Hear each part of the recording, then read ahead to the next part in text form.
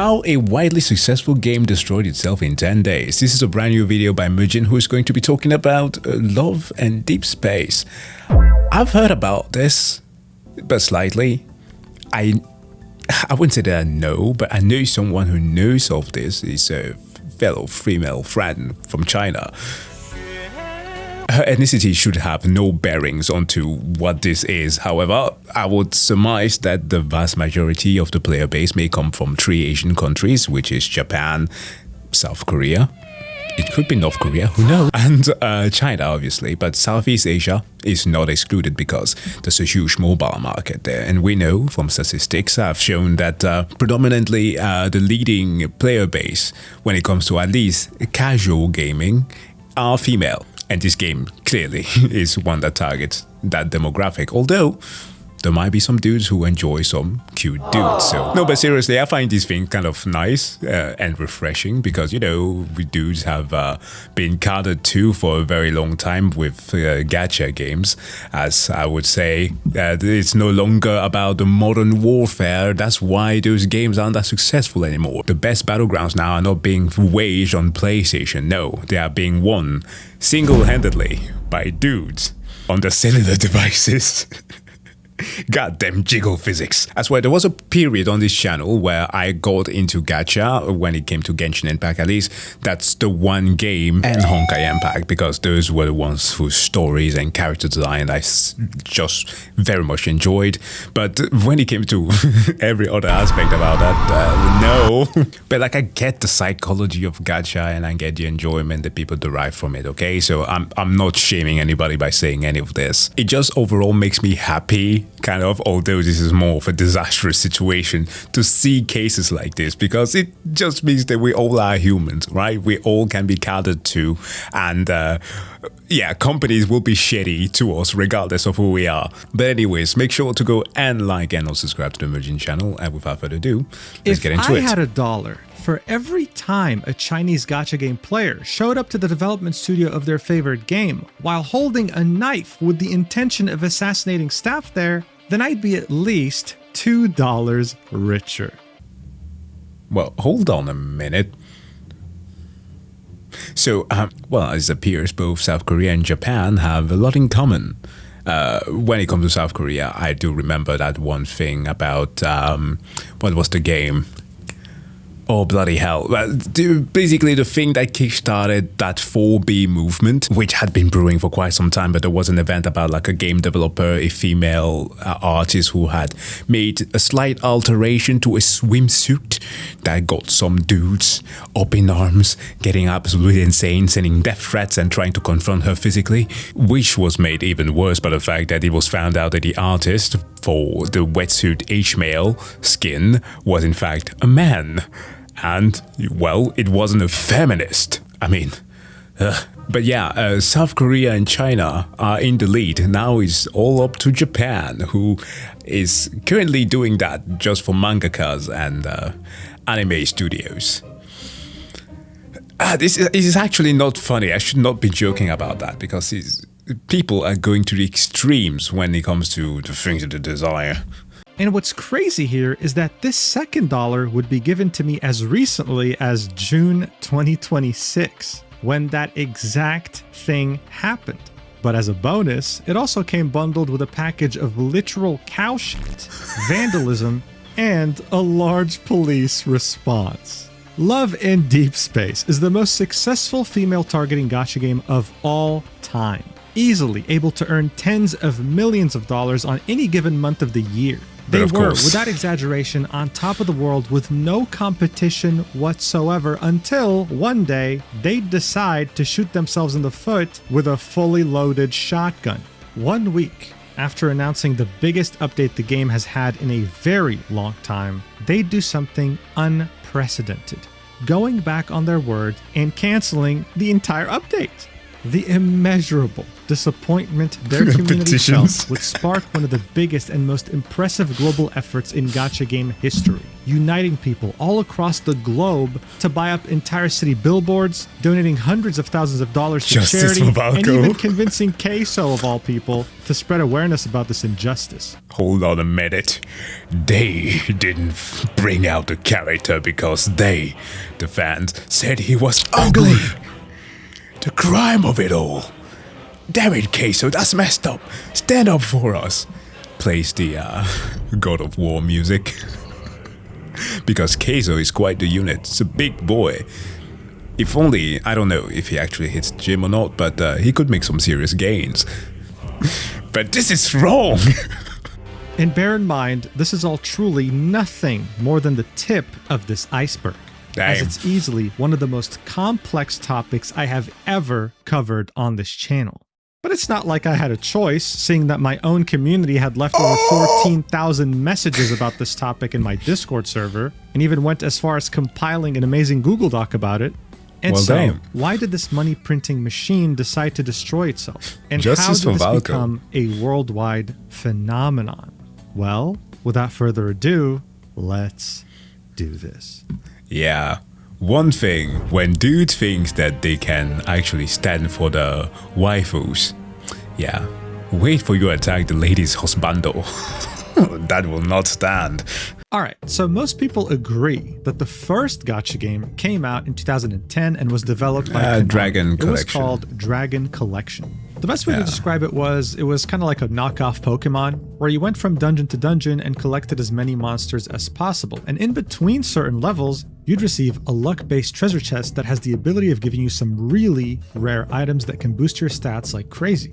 And if you Well, I guess if you want to be pedantic about it, well, actually, given that the etymology of the word gacha stemmed from gachapon, or this has been around for, I understand what he's getting at, obviously. But yeah, this might be, digitally at least, when it comes to mobile, might be one of the oldest. I would personally argue that the thing that popularized the mentality of gacha games would be MapleStory, because freaking MapleSoft was creating an entire environment around that. But yeah, sure.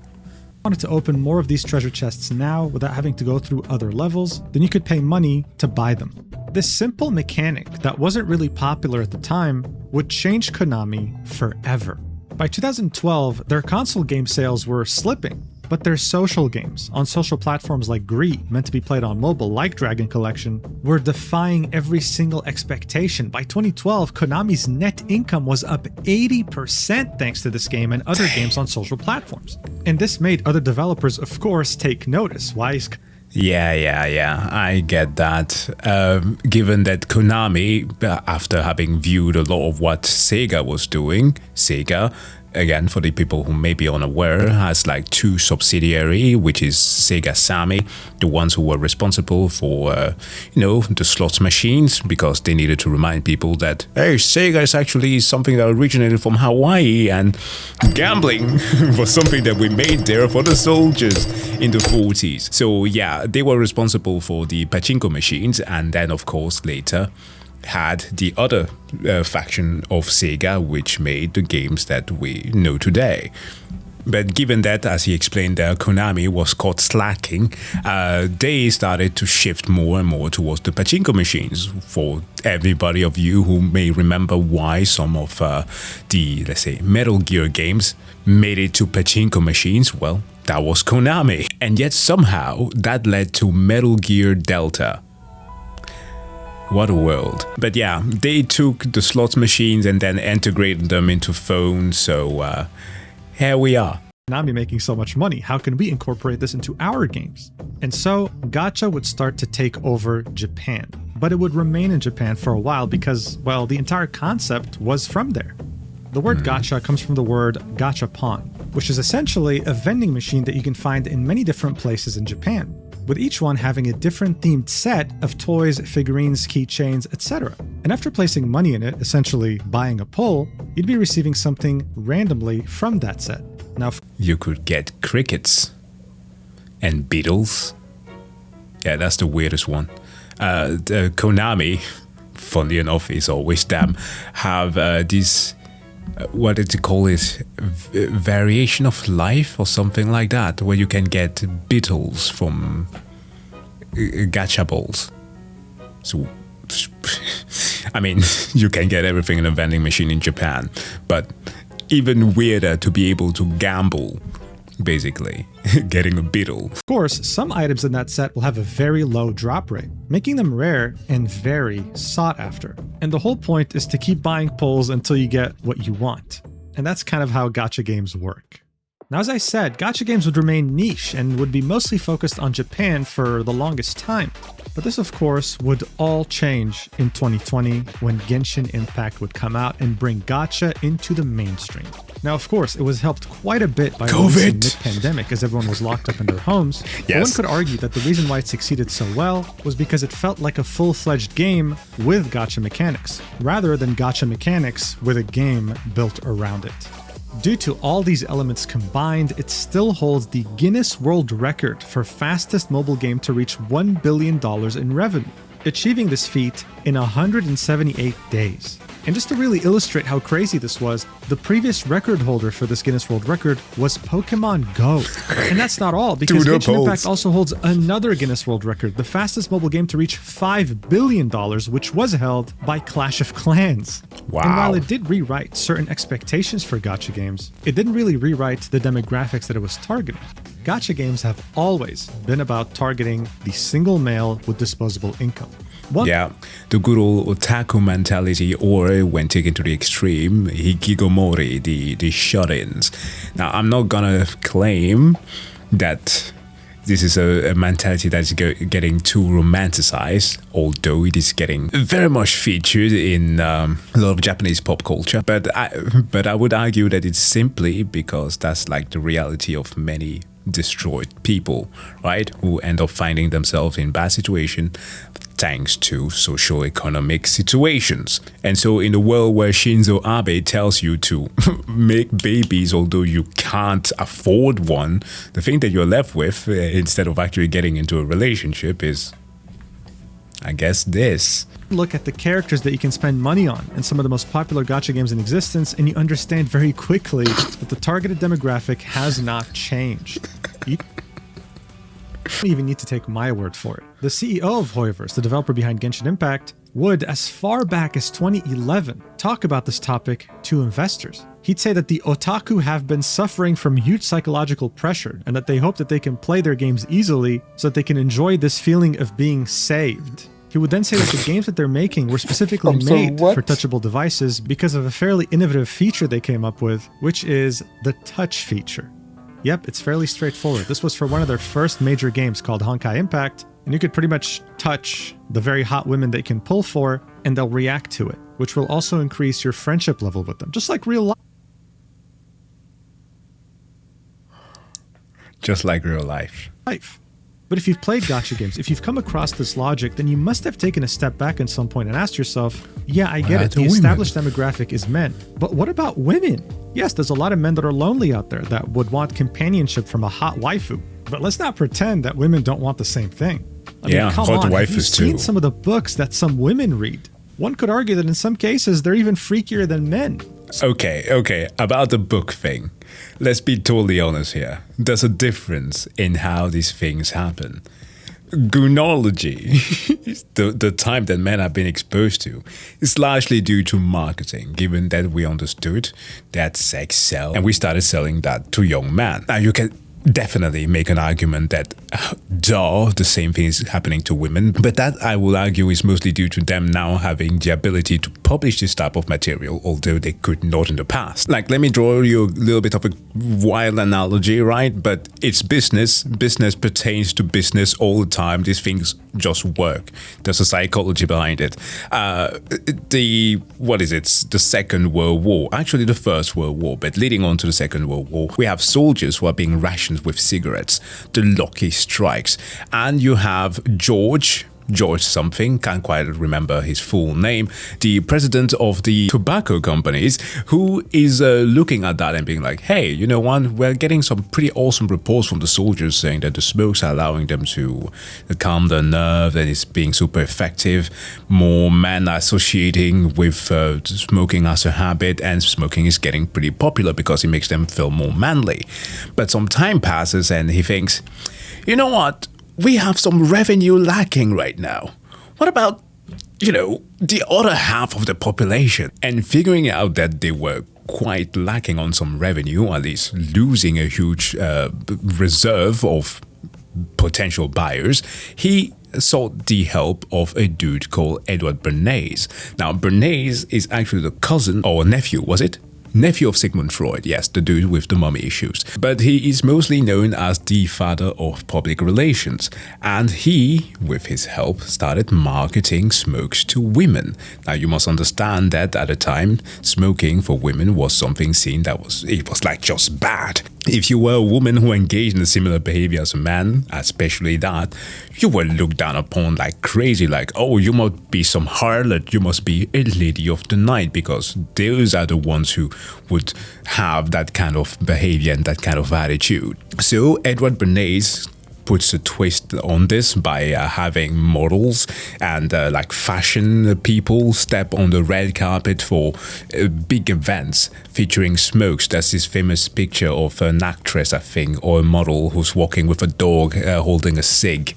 Bro marketed that and called that the Torches of Freedom campaign. So to get who engaged? The feminists, those who were actually fighting for women's rights, and they started supporting this movement, despite the fact that it was very detrimental to their health, and because it was supporting this soon-to-be unchecked capitalist movement, a thing that they knew at the time was detrimental to them. And despite at the time even scientists coming forth and explaining the dangers of smoking and having plenty of proof to back that up, they still somehow managed to change the public perception around this. So like, what am I getting at? It's gooning and smoking the same thing? No, obviously not. We're not getting into an apple to oranges comparisons here. There clearly are some women who want to goon, just like there are men. Do that healthily. Just don't let that warp your perception of actual human beings. The thing is that things will be marketed to people as it just goes, right? Marketing just works. The thing, however, is when these things occur and for what reason. The reason why this type of literature is blowing right now was because there was kind of looked down upon for women who would write this type of things. It's only just exploded now. Think of something as crazy as Dirty Blues. We had individuals like Lucille Bogan who would be singing about popping her pussy out or something. Kind of pussy that they really like. The lyrics are wild, that's all I'm saying. And that's like in the 1930s, right? And that was like literally a tradition that male artists in Dirty Blues would do. The difference was that she was a woman, and that was something that people started rolling their eyes out and they called her weird. Now zoom out to now the 2020s, we have a bunch of female rappers who are doing the Ben Shapiro meme, right? The wet-ass P-word. Where were the gacha games that were catering to their needs? Because they also had disposable income, and it seemed like no one was tapping into that. At least, not successfully. You see, there's always been a type of game that's existed since the early 2000s called an otome game. Yes. A story-based romance video game targeted towards women. Yes, these games would be monetized. They had varying degrees of success, but they were also extremely niche, never able to truly reach a mainstream audience. There would be multiple attempts by multiple developers to make a gacha game centered around the otome genre, but none would truly stand out. For example, even Hoyoverse, before releasing Genshin Impact, would release a game called Tears of Themis, targeting the female demographic specifically while incorporating a gacha system around it. And guess what? It didn't really work out that well. It had released in China in July of 2020 and then globally on July 2021, and honestly, the revenue right now is so low that it can barely make a dent in their other titles. Like, it can't even make 10% of what Genshin Impact or Honkai Star Rail are making right now. And so the logic was, for many developers, that if even Hoyoverse can't make a successful otome game targeting the female demographic, then who can? Well, that's where the developer Paper Games came in. Oh, so it's made by Paper Games. Like, Again, I don't play this thing, so I know a person who plays it, so I know the game. But Paper Games, they're the ones who made Love Nikki. That one I know. Now here's the deal. Paper Games has been around for a while. Their first game came out in December 2012 in China. It was called Nikki Up to You, A Dressing Story, and from day one, they were targeting women. This was a dress-up game that was made for them. By 2015, they would release another game called Love Nikki, and for the first time would expand into Japan, the biggest gacha. So, don't ask me how I know this. I divulged a story some time ago about my ex and how she exposed me to a lot of schmentai. Yeah.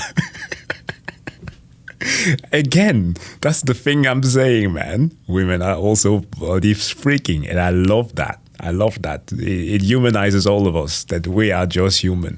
Market. In 2017, they would start taking a step in other directions by releasing the game Mr. Love Queen's Choice, a fairly standard 2D otome game. Now yes, it would be niche and would be fairly successful, but more importantly, it would teach them priceless lessons for their magnum opus, a game that would change everything for them and the industry. In 2020, Paper Games would release a teaser trailer for their upcoming game called Love in Deep Space. Boom. And for any fans of otome games, for any women out there that were hoping for a next generation experience, this caused a massive earthquake. This was the first 3D otome game to ever exist, and at this level of insane quality.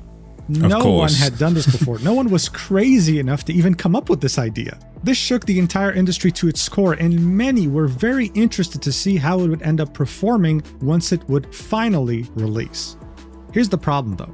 There was no release date whatsoever. They just dropped this teaser, created a massive earthquake in the industry, and just left. They would literally disappear, and people wouldn't hear any updates from them for years. That would be the reality until 2023, when something would finally come out from the studio, but it wasn't good news at all. News outlets would report that Paper Games was about to take on a loan of $70 million. And what was really interesting here is that the person giving them that loan was Hoyoverse, the creators of Genshin Impact. And this is also a wild time to take a loan, because the hype cycle of 2019, more specifically 2020, was already on a down low. By 2022. The game studios have stopped. They have stopped doing those crazy investments. But here they are. They actually did that. It turned out that Paper Games had overextended itself and was developing too many titles at once and ran out of money. So they asked Hoyoverse for a loan, and Hoyoverse gave it. But the collateral was really interesting. If Paper Games had failed to pay Hoyoverse back their money by the agreed upon date, then Hoyoverse would get 10% of Paper Games' share, effectively owning 10% of the entire company. At the time, people didn't really know what to think. This was a massive loan, and Paper Games was not making anywhere near close that money. What people didn't know, though, was that the plan was simple. Internally, they were hoping to repay this loan by releasing Love in Deep Space. They were cooking. They were banking everything on the success of that game, and it was about to come out on January 2024. However, even with so much riding on this game's success, no one, whether it be from the staff or the executive team or the CEO himself, could have ever predicted the ridiculous success that this game would find all across the globe.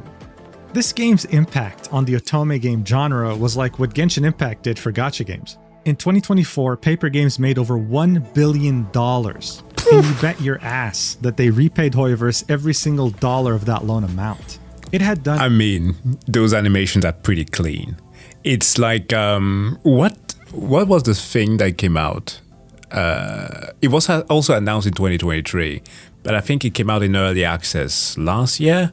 Inzoin, or what it was called, like some South Korean simulation game, like a live sim. On the cover, you have like a girl and her cat in like blue and purple shades. Editing Jack here. Thought that I'd correct myself here. Inzoi is in fact Chinese. It's owned by Krafton. That's it. You know the game that I'm talking about, but I'm gonna put an image of that somewhere here. I tried it but slightly, and yeah, it was good. It was good. But again, in comparison to, let's say, The Sims, duh, everybody will be infatuated with something with this degree of animation. And of course, given that our cellular devices have become so damn powerful, Yeah, just give people a clickable animation game. Yeah. What so many others had attempted to do but failed, bringing this genre to the mainstream and incorporating gacha mechanics within it too. But why? What was the secret formula that no one else understood? Well, for many men, the attraction to gacha games was about having a power fantasy, collecting sexy and strong characters that will progress through a story that centers around them. Thing is though, women don't really want that. Nope. Love and Deep Space offered them something different. A game centered around being individually known and cared for. It played more like a 3D dating simulator that caters to your needs, like a genuine routine that becomes a part of your day rather than just a traditional gacha game. And here's how it would do that. Here comes in the Honkai as well as a Genshin female like, fuck no, I want the Traveler and that fucking unit bomber to be coming on an adventure with me. I don't need care. Who do you take me for? The game would initially release with 3 different love interests, Zane, Raphael, and Xavier. And Silas would release right after, with Caleb joining the rest of the cast in 2025. There would be a million different ways of being able to interact with them in-game, making them truly feel like, well, they're real. While you're in-game, they would call you through a video call, you'd be able to text them, and sometimes, I mean, this is a Silas thing, but he would call you his kitten. Wait a minute. Oh, that's not how I imagined it to actually look like. I was like, oh, perhaps... Oh, Jesus Christ. I've seen cutscenes, but I thought it was more than this. So it's basically an AI boyfriend app, except less cringy. See, AI companies, you're even failing at doing the bloody thing that you are being sold for. Human hands, still winning. It would be your birthday, they would all individually take the time to celebrate it and would sing you happy birthday or do some other things for you. And of course, you could go on dates with them, spending quality time while able to do a variety of different activities together. Right. But I feel like what would really take it to the next level was how developers would keep adding features that made this game a part of your daily routine.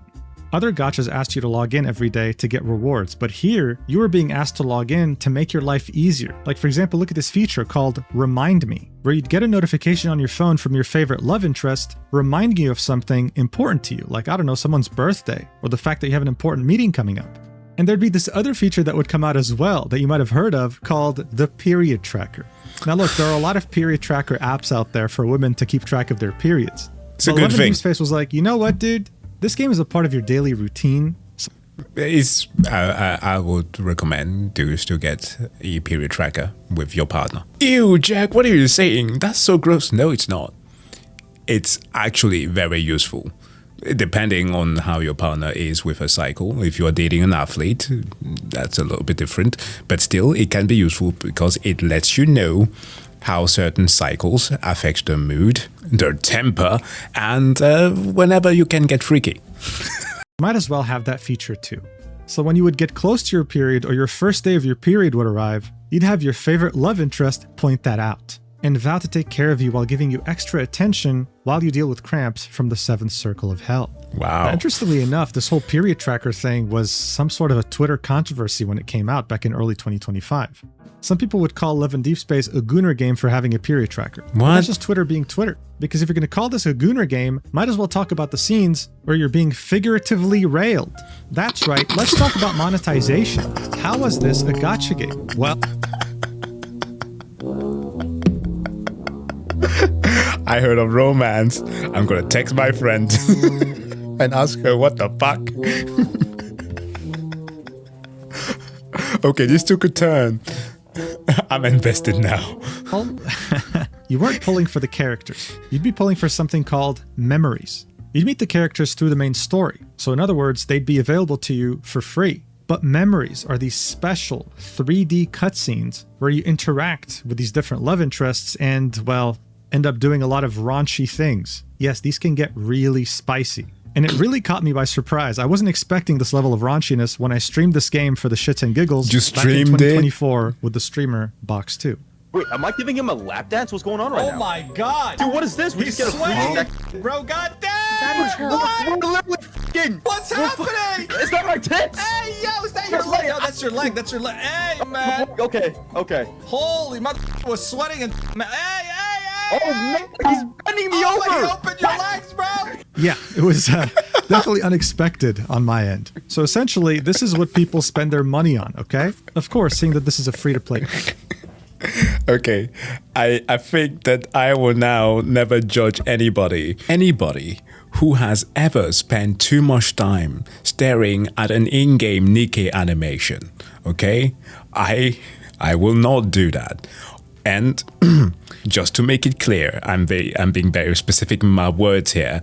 In-game animation when it comes to actual gameplay, because I've seen some of these updates, okay? The game is still too freaky for me. Like, can you add more game to my tits and ass? Game, you can earn this currency for free by playing, but many would choose to spend money because other than these raunchy cutscenes, you'd also be unlocking outfits for these love interests, as well as gear that would make you more powerful for story combat sequences, because this is an action game at the end of the day as well. Yeah. All these elements combined would make this game one of the most successful gacha games of all time. Other developers in the industry would be so impressed that they would ask team members from Paper Games to conduct workshops or presentations talking about the logic and strategy behind making this behemoth.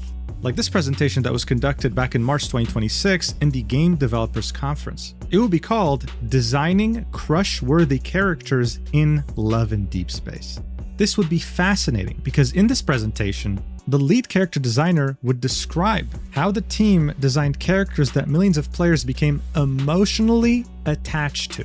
This emotional attachment would be why this game would make so much money. The women playing this game would sometimes spend money when they already had a good enough amount of currency. And they had two main reasons to do so. Number one, they are absolutely in love with a love interest in the game and they want to spoil them. And number two, they want to support the developer. This is not a mentality that you see for many things. Many women genuinely wanted Paper Games to make more money so that they can continue updating the game because no one else had ever made a game like this. Bro, the fact that they won over Naruto Mobile is this high? What? Oh, China, obviously, not globally. That makes sense. But over Oma Musume, I think that this bloody thing had no one to stop it. And Nikkei, here we are. Oh, it's not. I thought it was doing better. Before you knew it, this game was competing head-to-head with the giants of gacha such as Genshin Impact and Honkai Star Rail. By mid-2024, it was making tens of millions of dollars per month. So as I said, it was no wonder that Paper Games made over $1 billion in 2024, while also becoming the #1 highest earning app on the Chinese App Store, which is a very big deal. But by the end of 2024, they would take it another step further, incorporating something that's not really present in mainstream gacha games like Love and Deep Space, VIP services. You would become a VIP if you spend a minimum of $690. And What? No. No. No. No. This is why I always make fun. I always make fun of people who go like, oh, the Chinese Communist Party. Bruv. Capitalism, just with a different flavor. as soon as you reach Tier 2, which starts at $2,100, you would receive gift boxes sent to your address. They'd have special merch and other little goodies. And when you get to the VIP 2 tier, you start getting personalized gift boxes sent to your address. Oh, bruv, that's a huge mentality trick there. Go like, oh, so this is being sent to you by your husbando, so yeah, he cares for you. Your digital boyfriend is actually interacting. Oh man, that's messed up. More exclusive items signed by your love interest in game once you reach higher tiers, with some being at a minimum of 5 fucking figures. Look at how many people on the Love and Deep Space subreddit would post when they got VIP, like it's a celebration. And you know what's even crazier? These prices that I just showed you are exclusive to the Chinese server, taking into consideration their local purchasing power. But outside of the Chinese, Japanese, and South Korean servers, it has been reported, like in this thread right here, that the minimum for global players to become VIP is to spend around $6,000. Oh my god. Almost 10 times the Chinese minimum. That is a lot of money. By March 2025, Love and Deep Space would start outgrossing Genshin Impact, Honkai Yeah, Star no Rail, shit. Wuthering Waves, Uma Musume, I mean just about any other gacha. The CEO of Paper Games was hailed as a genius, and he would become a billionaire. He'd be interviewed by so many different publications, and he'd say that the reason for his success was simple, specifying, it's not that women don't like to play games, but there are no good games for women to play. He'd also point out that when it came to Paper Games, 70% of their workforce is female. So he wasn't necessarily the genius here, it was the team behind this game. For one of the first times ever, you had a high-budget game for women made by women in the otome genre. And that's what so many other game companies were missing. That's why games like Tears of Themis just couldn't really hit the mark. And this is how Love and Deep Space became a worldwide phenomenon, with billboards even popping up in Times Square.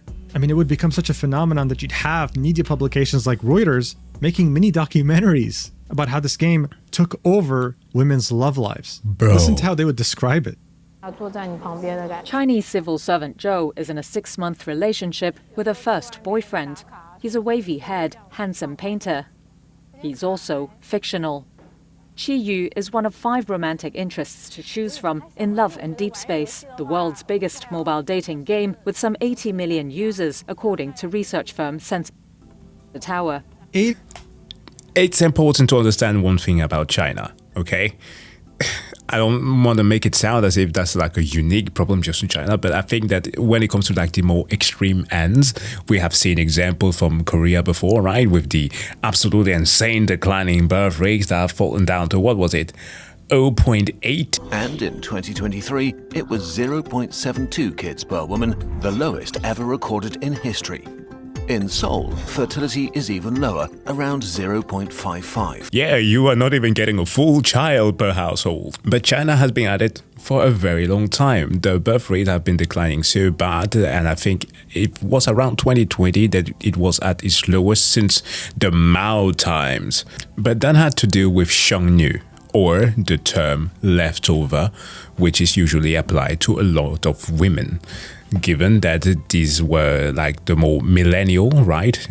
People like myself who were now entering marrying age and in the workforce, who were now being pressured to not be single. And now you might be seeing that there are a hell of a lot of millionaires and even now billionaires in China, and China has the highest growing middle class in the world. So things must be doing great, right?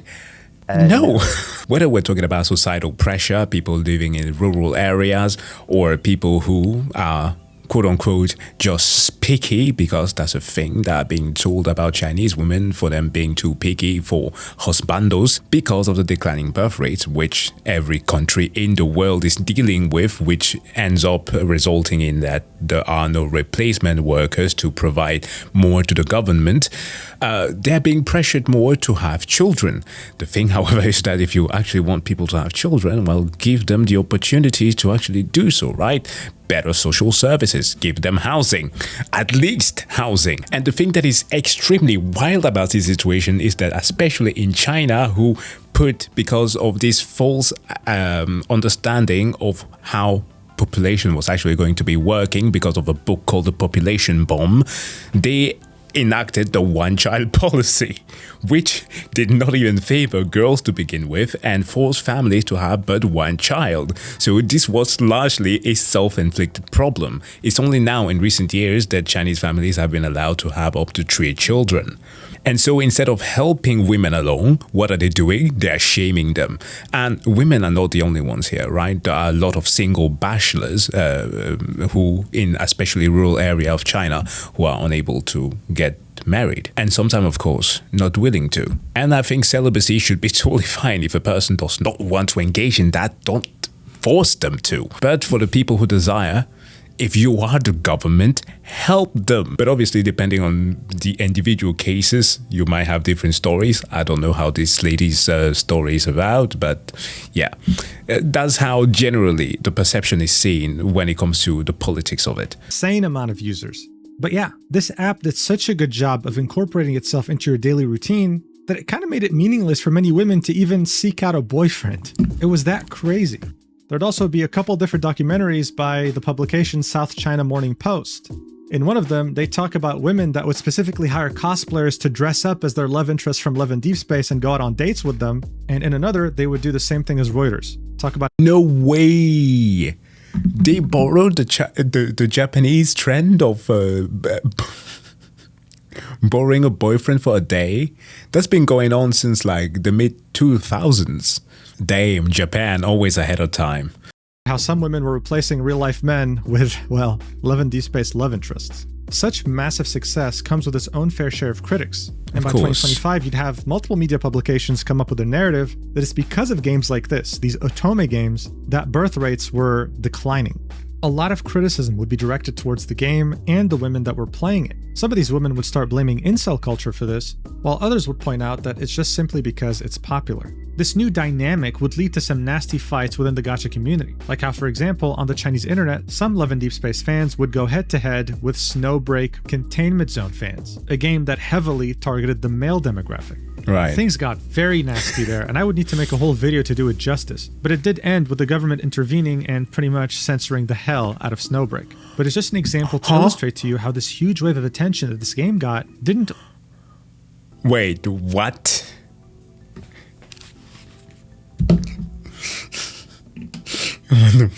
What the fuck did I just hear? The government stepped in and was like, nah, no tits and ass. We can't have that. Bulges. And straight up action. Definitely. No. No. No. We're not doing that. Jesus Christ. only bring positives to the community. However, as long as the developer could keep the Love and Deep Space community satisfied, nothing could stand in the way of this money-printing behemoth. But with so much attention and expectations aimed towards this game, and with so much money being made, as time went on, it seemed like Paper Games was simply not prepared to blow up that much. And that lack of preparation gave them many more problems with their own community than they could have ever bargained for. So remember how I said that this game was all about how it made its own audience feel like they're being individually known and cared for? Well, it wasn't just the game doing this. It was the developer too. Here are some examples.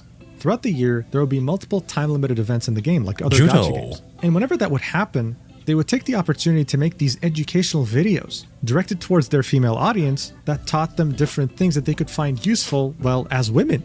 Here's them, for example, hiring the Beijing 2008 Olympic champion for judo. And in this 12-minute video, women who play this game would be taught about women's self-defense. Here's another example in which a faculty member at the Mental Health Education Center of the China Academy of Art would conduct a workshop about mental health. But this wouldn't just be limited to a woman's needs. Paper Games, being a Chinese developer, would also take this as an opportunity to teach their massive global audience about Chinese culture. Like how in this video, the director of Heritage Protection Division would teach the Love and Deep Space audience about China's cultural heritage. Damn! Okay, so... you know how Japan has done this thing? I mentioned this a few times in passing, that Japan have accumulated an insane amount of soft power by doing but one thing, making anime. And that has been the biggest success, right? Where you have, for example, in the United States, okay? Sorry, I need to take a little bit of a jab there.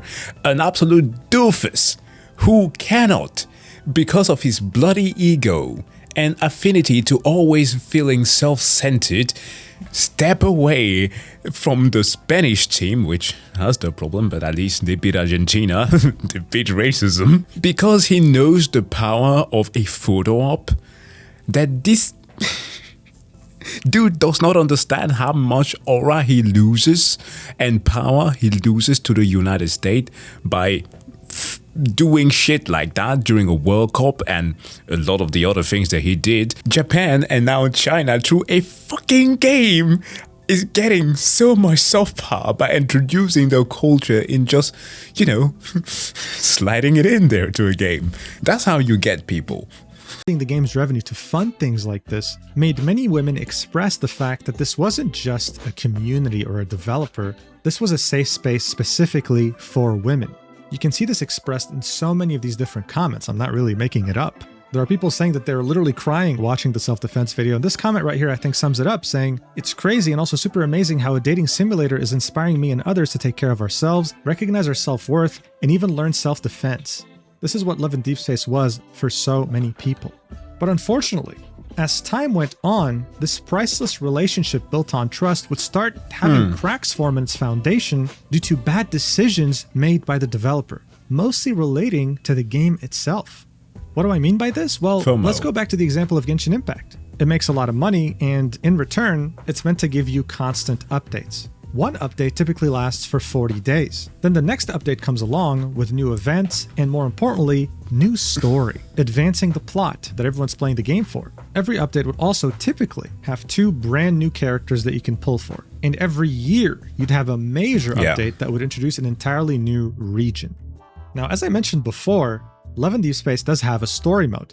You'd have story segments that are in 3D. It's like a 3D visual novel, right, with cutscenes and voice acting. And you'd also have combat. This is easily, by far, the most important aspect of the game.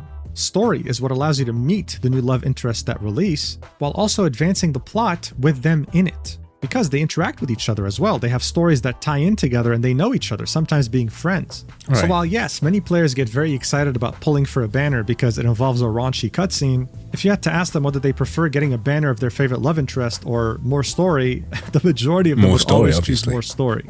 But by 2025, it seemed evident that both banners and story content were just not meeting expectations. They weren't necessarily releasing fast enough for a game of this caliber, making this much money. And multiple complaints will start arising within the community that the scheduling is too inconsistent and the communication is just non-existent. Genshin Impact had a new update every 40 days. That was well established. Other gachas functioned very similarly. It was simply the industry standard. Yeah, and that's the thing. You have got to reach a point of balance. If you turn your entire thing into a straight-up Gunnar game, then it gets the reputation of just being a Gunnar game, and even the audience that you're meant to be appealing to would step away from it. Like, we've talked about this sometimes before, but Stellar Blade, a game that was promoted for just the female character there, is actually a pretty good game. There's a lot to it. It is unfortunately borrowing from a lot of other games, so it has just now found its identity. But because there is more to just the dress-up part of Eve, an actual storyline, and actually pretty hard combat, the game is more than just that, right? You need to balance that out. So if you are constantly providing more husbando things and not enough actual gameplay and story, so yeah, people will fall off. But with Love in Deep Space, it seemed like they just released things on a whim, like as if they were winging it. When it came to limited banners, right, the ones that you had to pull for within a specific time frame, otherwise they disappear, there'd be mainly 2 types. A banner made specifically for one love interest, and a banner with all love interests combined. Now look, when it comes to combined banners, there's a lot of misinformation out there about how it works. I saw many, even Love in Deep Space players, saying that you have a 1 in 5 chance of getting the banner that you want. But that's not true. There's this mechanic that allows you to select the one banner that you really want and 2 others that you'd also not mind having. Once you hit a 5-star, you'll randomly get one of those banners. If you don't get your precise wish, the character that you wanted the most, then this mechanic guarantees that the next time you hit a 5-star, you will get the banner that you wanted the most. So regardless of how many love interests get added to the game, whether it's 3 or 6, the odds will always remain the same. Now I want to make something clear. Remember how I said that Genshin Impact released a major update every year which involved a new region? Well, the version of this in Love in Deep Space is a new love interest. A new love interest signifies a new region. It adds more story, more lore, more depth. I mean, it was just the best thing you could hope for. But by the time the 5th character came out, which was Caleb, a certain issue became very hard to ignore for the wider community. And that had to do with the fact that Paper Games now had a workload that they clearly couldn't handle anymore. More characters coming out with their limited resources meant that some characters would be completely neglected in favor of newer ones. I beg your pardon. Your game is making $1 billion a year. How are you unable to hire more people? I'm just asking. And this leads us to my wonderful creation that I call the neglect ranking. I made this to really illustrate to you just how disorganized the release schedule of this game was, as if they were truly winging it. Now, as I said, the most important aspect of this game is story content, but for the sake of this argument, let's look at banners first. So as you can see, the most neglected love interest in this game is Xavier. His last banner was his birthday. This happens every year for every character, by the way, and it was 9 months ago. Meanwhile, Caleb was 4 weeks ago, and Silas was 7 weeks ago at the time of recording. Now, yes, you can make the argument that Silas and Caleb released after the initial 3, but is it really fair to neglect 3 of your 5 characters in favor of the 2 newer ones? What if you played this game just for Xavier or Raphael? This was very inconsistent and showed that there was no real release schedule that made it fair for everyone. But if you thought this was bad, then wait till you see the main story neglect ranking. Here, the most neglected is Caleb, the most recent character. The last time he was in the story was in January 2025, 18 months ago. The latest his debut one. arc when he first released. When it came to Silas and Zane, 14 months ago. And when it came to the most favored characters, really, in quotations, most favored, Xavier and Raphael were in the main story 6 months ago. I mean, in fairness, they seem to have a system that feels a bit more complex, where every single characters have got to be interacting with all of these systems that infiltrate your phone and are part of your daily life. I would say that might not be the easiest thing to coordinate completely, but then hire more people to get that done, because you've created a model that is going to keep you stuck in there. You made this loop. You made your bed, now lay in it. It meant that the last story content for this game was on January 2nd, 2026. We're now halfway through 2026, and there was no new main story content, period. That's without mentioning the characters that haven't been featured in the story for way longer than 6 months. So in comparison to other gacha games of the same tier as Love and Deep Space that make as much money, this was ridiculous. They were inconsistent with their release schedule and were not communicative enough about things to look forward to, about dates. And let's also not forget the fact that they refused to make a PC client for this game, even though their other games had it. But this was the game that was making them the most money. And so as I mentioned, this would be a recurring topic within the community starting as early as 2025. It would cause multiple dramas with different points of views giving their opinions on why it takes so long to develop the main story and release content. But overall, the biggest loss for this game were longtime players that had spent a lot of money on it, losing hope that anything was going to change. Feeling like the money and time they were spending in this game just didn't matter, like this money was being funneled to other projects and Paper Games was simply not interested in making. I mean, judging from this comment alone, we assume that we also have some dudes here who really wanted the husbandos to be around there. Oh, the desire to feel catered to like a princess. Don't we all do that? Oh, when your partner comes into a room and says that, go take a nap, I'm going to take care of things, I'm going to cook, I'm going to clean. It's like, it feels like I'm dreaming. Am I? Any better. This would start forming a narrative that they were too greedy, prioritizing memories and banners and ignoring the story. It seemed like they simply didn't really have what it took to be this big of a developer with so much success. They just weren't ready for it. As evidenced by the fact that things would get significantly worse because they would somehow commit an unforgivable taboo in their own local market of China. A mistake so grave that it perfectly encapsulates the expression of shooting yourself in the foot. 9/11 is a tragic event that would occur on United States soil on the 11th of September 2001. It's best known for the 2 passenger planes that were hijacked full of passengers that collided into the 2 towers of the World Trade Center. There would of course be 2 other planes involved, one that would crash into the Pentagon and one that tried to crash into the White House but failed. Now this was an event that happened over 25 years ago, and odds are, if I went to the US right now and made a joke centered around 9/11, everyone would find it funny, assuming I have good humor, except for those who were directly involved in those events. Oh no. And here we go. What's up, Beijing? Family member, a relative, or a friend. Hell, I could probably make a joke about Pearl Harbor, a tragic event that occurred during World War II. And again, the majority would probably not care. That's With just how fortunate culture works in the United States playing. when it comes to sensitive events. Nothing holds weight there for too long. Now, on the other hand, when it comes to East and Southeast Asia, actually, you know what? Probably the Never majority of Asia forget. at this point, but let's just focus on East Asia for now. Tragic events, no matter when they happen throughout history, still hold immense weight even today. Their dates, their anniversaries, their names, they are ingrained into society, and no one would ever dare joke about them. This cultural clash can be perfectly illustrated. Okay, so I read the latest chapter of Baki. Jack, why are you mentioning Baki like out of nowhere? Listen, that's how my brain works. I recall so many nonsensical stuff, and yeah, in the latest chapter, Yujiro Hanma did the Yujiro Hanma thing, and yeah, I'm gonna put a picture on screen right now.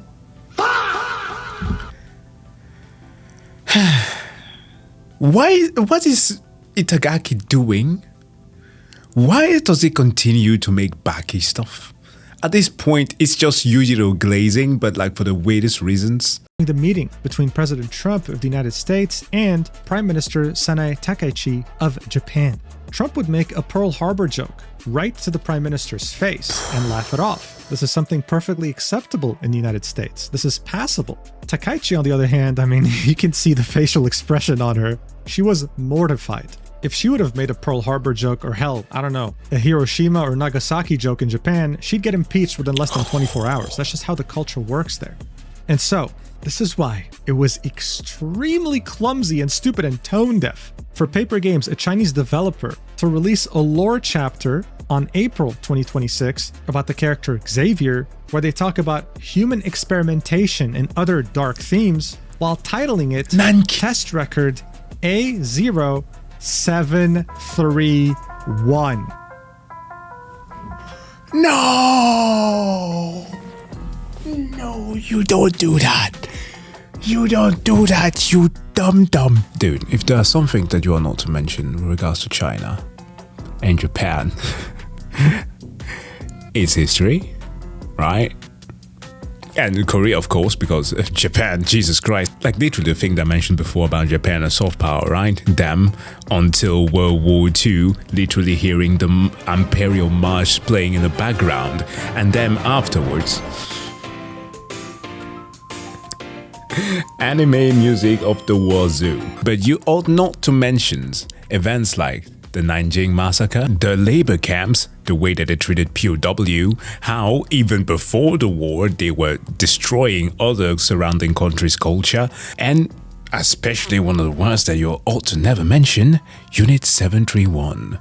Like, understand me right, if you are making a history video or are talking about like historical concepts, fine. You introduce that into a game in China? I don't know, man. Like, even if I hired someone to sabotage this company from within, they wouldn't come up with such a genius idea. When you say the three numbers 731 to any Chinese person who was educated in a state school, for example, they'll immediately think of one thing: Unit 731 of the Japanese Imperial Army during World War II. This was a secret research facility that was operated between 1933 and 1945 on occupied Chinese territory, more specifically in Harbin. This is where the Japanese would experiment on over 200,000 human beings from China. They would say it's to advance medicine, but in reality, many of these experiments were just morbid and sadistic. I'm not going to go into full detail because I'll get demonetized and age restricted, but you can read about this yourself. Yeah, it's the same with the Axis powers, right? That was the justification. I mentioned that in that Milo video about the shaman some few weeks back. That's always the thing that's said. And this is why I don't always... Look, Japan has made some insane advancements, have made super amazing contributions, like as a physics graduate, okay? When it comes to like finding elements, leap forwards into so many territories, fucking praise. But the atrocities of war that both them and Germany, now of course being under completely different leaderships, not blaming anybody for past deeds here, but what happened with the Axis powers, fucking hell. This is why mottos like never again keeps on being said. And this is why you cannot tolerate the rise of fascism. I'll give you an example though. They'd have pregnant women in captivity in Unit 731, and those babies would be born in captivity as well. Those incredible scientists would come up with the idea to experiment on those babies, but not like any experiments. It would just be like, hey, I'm bored. Why don't we throw like a few babies in this frozen river outside and see how long it takes for them to die?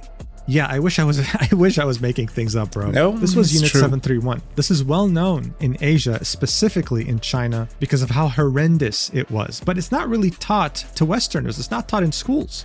In China, though, to this day, even in 2026, you say 731 to anyone, they'll know what you're talking about. There's a reason, many different reasons, that Chinese still hold Japanese people in very negative regard, even in 2026. This is without me mentioning the rape of Nanjing, for example. Oh, And so there as a it Chinese is. company, to have a lore text about human experimentation with the number 731 is just, it's insane. It's genuine. Yeah, Nanjing was the first thing that came to mind when thinking of a thing that you ought not to mention. But when it first came out in April 2026, it didn't really bring much controversy. In fact, most people didn't even know about it or didn't really care.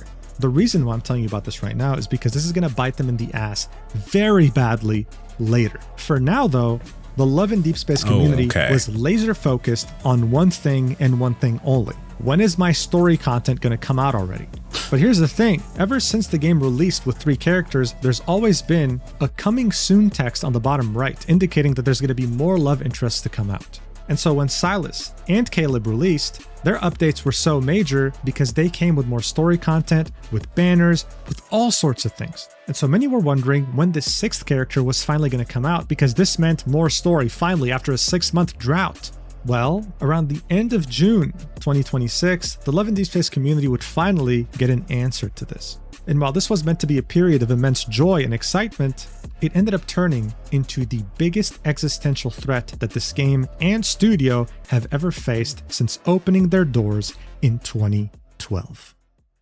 All right, so it's now June 22nd, and all of a sudden, out of nowhere, Love and Deep Space players receive an in-game message telling them that they're about to witness a once-in-a-century supermoon, asking them to go watch a live stream that was going to take place on the same day. This really came out of nowhere, and it shows you that they're kind of winging it with their scheduling. I mean, it's kind of crazy. Something like this would typically get like a week's notice. Yeah. In any case, the supermoon countdown would take hold.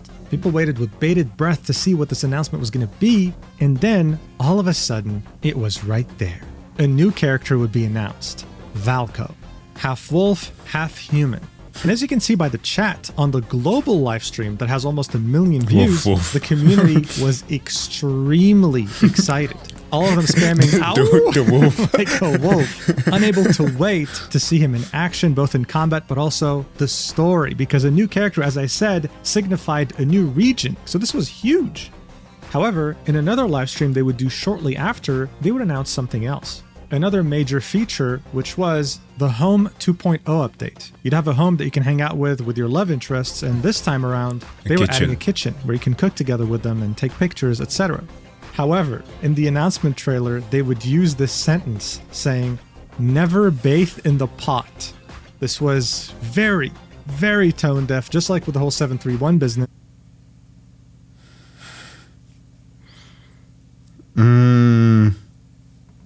Because the Chinese viewers, they felt that it was in reference to what had happened back in the year of 2024, where a man in Shanxi made the soul of his girlfriend evaporate to heaven by pouring extremely hot noodle broth on her using a pot. So due to this, the phrase bathing in a pot had become dark lingo online, referencing this specific case. For example, you could tell someone, hey, go bathe in a pot, and people would understand you weren't wishing them well. So already this was causing a lot of controversy, even though a new love interest was just announced and it was meant to be something very exciting. At the same time, in Valko's trailer, they would also use yet another controversial sentence while teasing him, saying, invite the wolf in. In the Chinese livestream, they had used a Chinese idiom, meaning to invite disaster by letting an enemy inside your home. Seeing that his character concept involves him breaking into the female protagonist's home, that didn't help. What also didn't help was that his dialogue included, what's wrong with inviting the wolf in? Just peek inside and she'll open her door for you. So, Brother in Christ. There's somebody internally that hates this company. Some Chinese players felt that Love and Deep Space was packaging illegal home invasion as a romantic fantasy, using language that explicitly frames a woman's private space as available to enter without consent. So this, on top of the whole bait in the pot thing, went against the idea of this being a safe space for women, and Right. it caused a lot of controversy as well. And if that wasn't enough, the Valco trailer that was posted on Chinese social media would get bombarded with over 750,000 comments, many of them very negative, because many players would express the fact that not only did they not feel safe around him because he'll break into your home or whatever, but they heavily disliked the way he looked, calling it too much of a Western look, saying things like, can it be released on the international server separately? And telling the developer either go offline or make it look better. It referring to Valco. Looks like a Here's this hero from comment, for example, Honors of getting 300 likes. Kings. Which is the equivalent of like League of Legends. But yeah, you get the thing, which is a little bit weird because yes, League does have a lot of Western looking characters, but equally an insane amount of Asian looking characters, but okay. Express the fact that not only did they not feel safe around him because he'll break into your home or whatever, but they heavily disliked the way he looked, calling it too much of a Western look, saying things like, can it be released on the international server separately? And telling the developer either go offline or make it look better, it referring to Valco. Here's this comment, for example, getting 300 likes. No obligation to support the new Western main lead, refund, and shut down the server. With many also expressing the same thing by saying, just please release it on the global servers and leave the Chinese server alone, I'm begging you. At the same time, very toxic elements of the Chinese community would sprout out. But also, what? There really are so many Western white... Oh!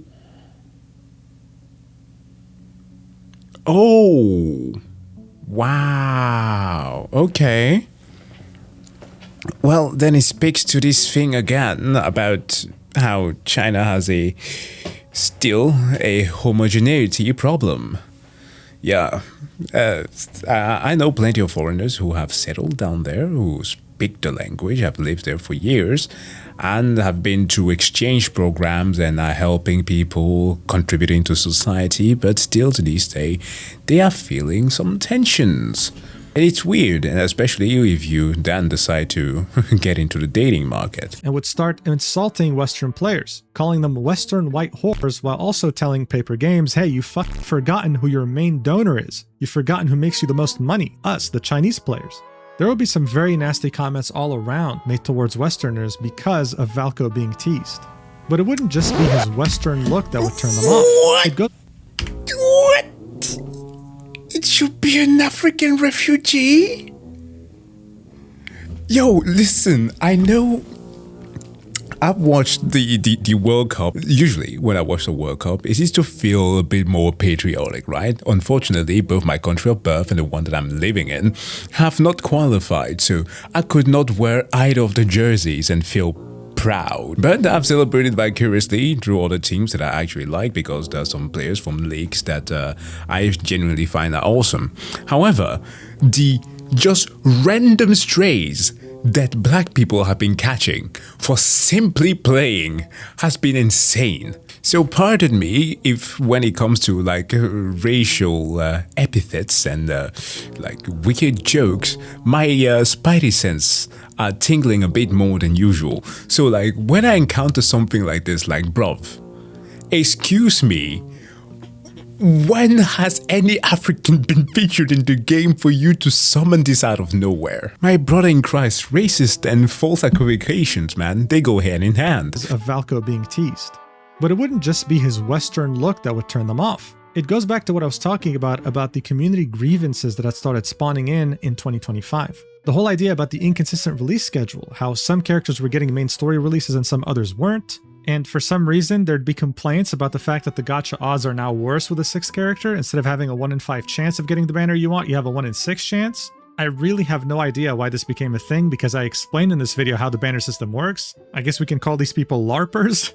And on top of that, there will be complaints about inconsistent story narratives, saying that Valco is a core leader of a villainous group in the story that has harmed all existing protagonists. So in a way, some didn't want a romantic interest that hurt the other romantic interests. But honestly, this was surprising to me that this was even a narrative, because even in his own trailer it's explained that Valco is the Eon Core Tech chairman, not having anything to do with Ever. So this was yet another rumor that spawned on the Chinese internet that for some reason spread like wildfire. Are you starting to understand why this whole topic is so convoluted? Like, I'm genuinely so confused half the time. LARPers. Literally LARPers. It's the same. It's the same like with regular games. There always are those bad apples who show out of nowhere, start spewing nonsense, and people who actually play the game are like, bruv, these are not the actual complaints. And on top of that, for some reason, I guess maybe it's a cultural thing, many Chinese female players feel like a wolf or a bear character is gay. So there were many complaints that Valko was gay, actually. This was really something that you could find a lot on Chinese social media. What? And I guess the problem with having a gay character, in their opinion, was the fact that Love and Deep Space would attract gay male players. And they don't want that. They only want this game to be directed towards women. And they're also homophobic. Why? Are you kidding me? Oh. Okay. This is the reason why, again, on many occasions, I am super appreciative of this Western, and dare I even go so far as to say, woke life that we're living, that we have these liberties, man. Imagine having literally another hunk of a man being put at your service, because that's what they do, and you go like, nah, wolf, gay. I mean, sure, you can have a preference, but that's just weird. Now, on this extremely ratioed post on Chinese social media, they would do their best to communicate with their player base, to calm any grievances they might have and tell them, hey, trust us. For example, this is them replying to someone that called Valko gay, saying, all the male protagonists are heterosexual, yesterday, today, tomorrow, and forever. And they would reply with things like, I'm sorry, after you've calmed down a bit from venting, could you please take a look at this wolf and give him a try? Please. Damage control was in full swing. But these replies would be posted on Chinese social media known as Xiaohongshu, and the comments weren't really impressed. They really just didn't like the character, and they didn't really like the direction the game was headed in. This was in massive contrast to the global audience, okay? Like, this is Valko's trailer that was released on Twitter, and it didn't just get 5 million views and a lot of likes. Many of the top comments, in fact, all of them, were very, very excited for him. It would actually be hard to find any negativity on this post. Unfortunately, none of these players are local, okay? They're all outside of China, and the people that had a problem with Paper Games were in China. It wasn't all of them, but it was a very loud and toxic chunk of the community. So much so that they would take this to ridiculous levels, sending literal cow poop to the studio. Many players would go around the building and take pictures of themselves giving a middle finger to the studio, and there were some that employed an amazing tactic used by South Korean crazy K-pop fans, which is also sending the studio funeral flowers. There'd even be a wolf paw in front of the studio meant to advertise Valko, and it would get vandalized. The police would have to show up and install yellow tape around it so that no one else messes with it again. Right. And to make matters worse, someone... Right. Because nobody's going to, do this over the tape. Yeah, that's definitely not going to happen. Live streamed themselves with a knife in front of the building, trying to make their way in. Here are some images, with a third image being censored with the weapon. I wish this was a joke. Here's a 9-second clip that was recorded in front of the studio that kind of shows you the chaos that they were dealing with after Valko's announcement. And that's a dude? Someone just screaming insults towards the studio. Watch.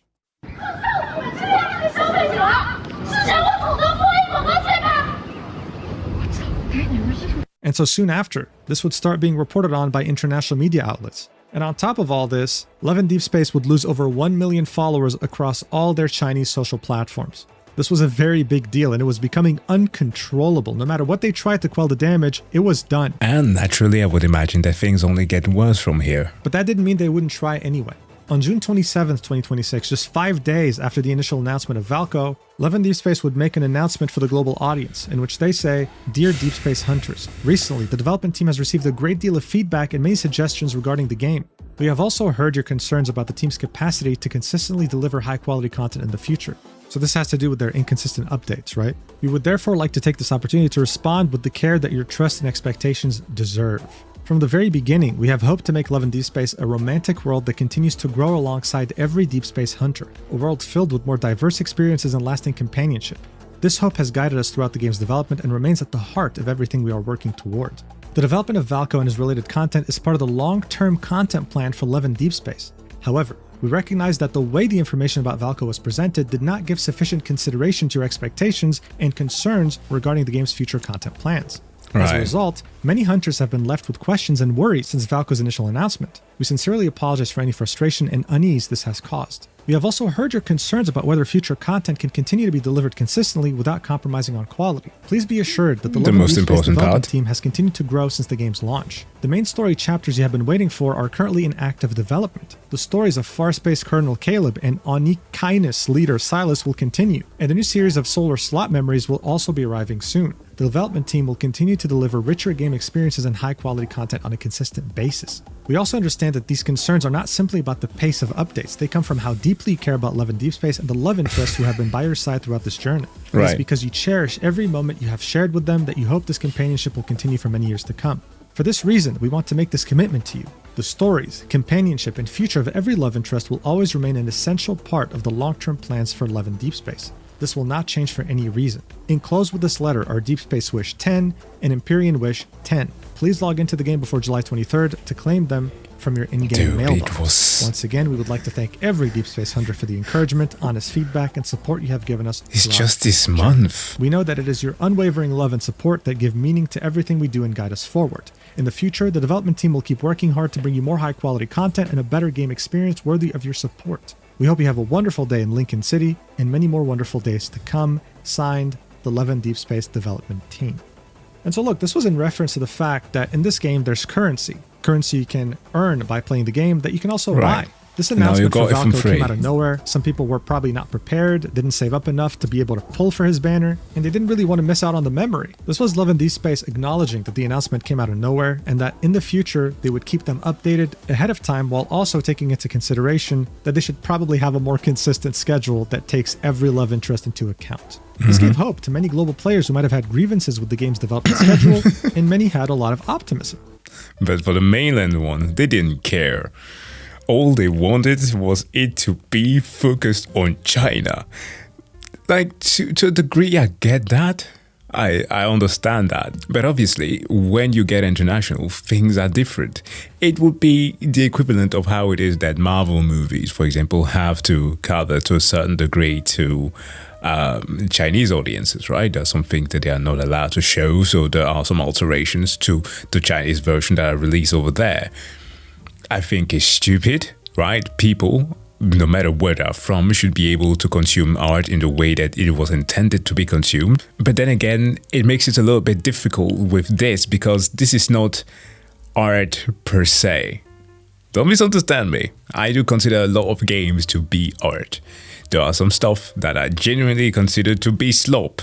But there's a balance in between that you can hit if you need to like catch a mass audience. But for the most part, I do believe that creative do tend to create stuff that are meant to be interpreted in certain ways, consumed from a certain literary perspective, and like genuinely contemplated as were it a painting, a song, things that give you more meaning. This is not quite it, right? This is... I know that it sounds reductionist to say that once more, but like an AI boyfriend to a certain degree. Of course, there's gameplay attached to the boyfriend. Kill him! But given that that is the biggest selling point around it, you know what the focus is. So like for the components that consist of the story, the gameplay and such, sure, I would want them to be the way that they are, but some of these Chinese fans don't even seem to like the game if they're going to these lengths. However, global players were not their main concern right now. It was the Chinese players, and they were about to pull out a very dirty strategy to punish the developer into kneeling down and obeying their wishes, which is removing Valco from the game. And that strategy involves getting the attention of the Chinese state. Of course. Yeah. Yeah, that's the thing that he said was going to bite them in the arse again. Now they will make use of all of those epithets, right? Oh no, you know, they were referring to Unit 731. It's the Koreans. It's the Japanese. And so, remember that good old test record A0731? Yeah, well, even though it came out in April, it would get brought out again in June during the Valco controversy. And so a new narrative would form. Paper Games is an enemy of the state, and they have a Japanese mole inside that is there to mock the Chinese people and their suffering. God damn it, I clocked that in so quickly.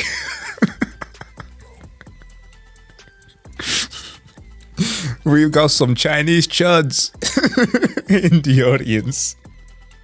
We're going to blame the Japanese. Why is it always like that, man? Why do they always do this? It's the same thing, just like I mentioned with Limber's company, right? They were like, no, we have a feminist in here that's trying to ruin the game. It was a dude who made the design.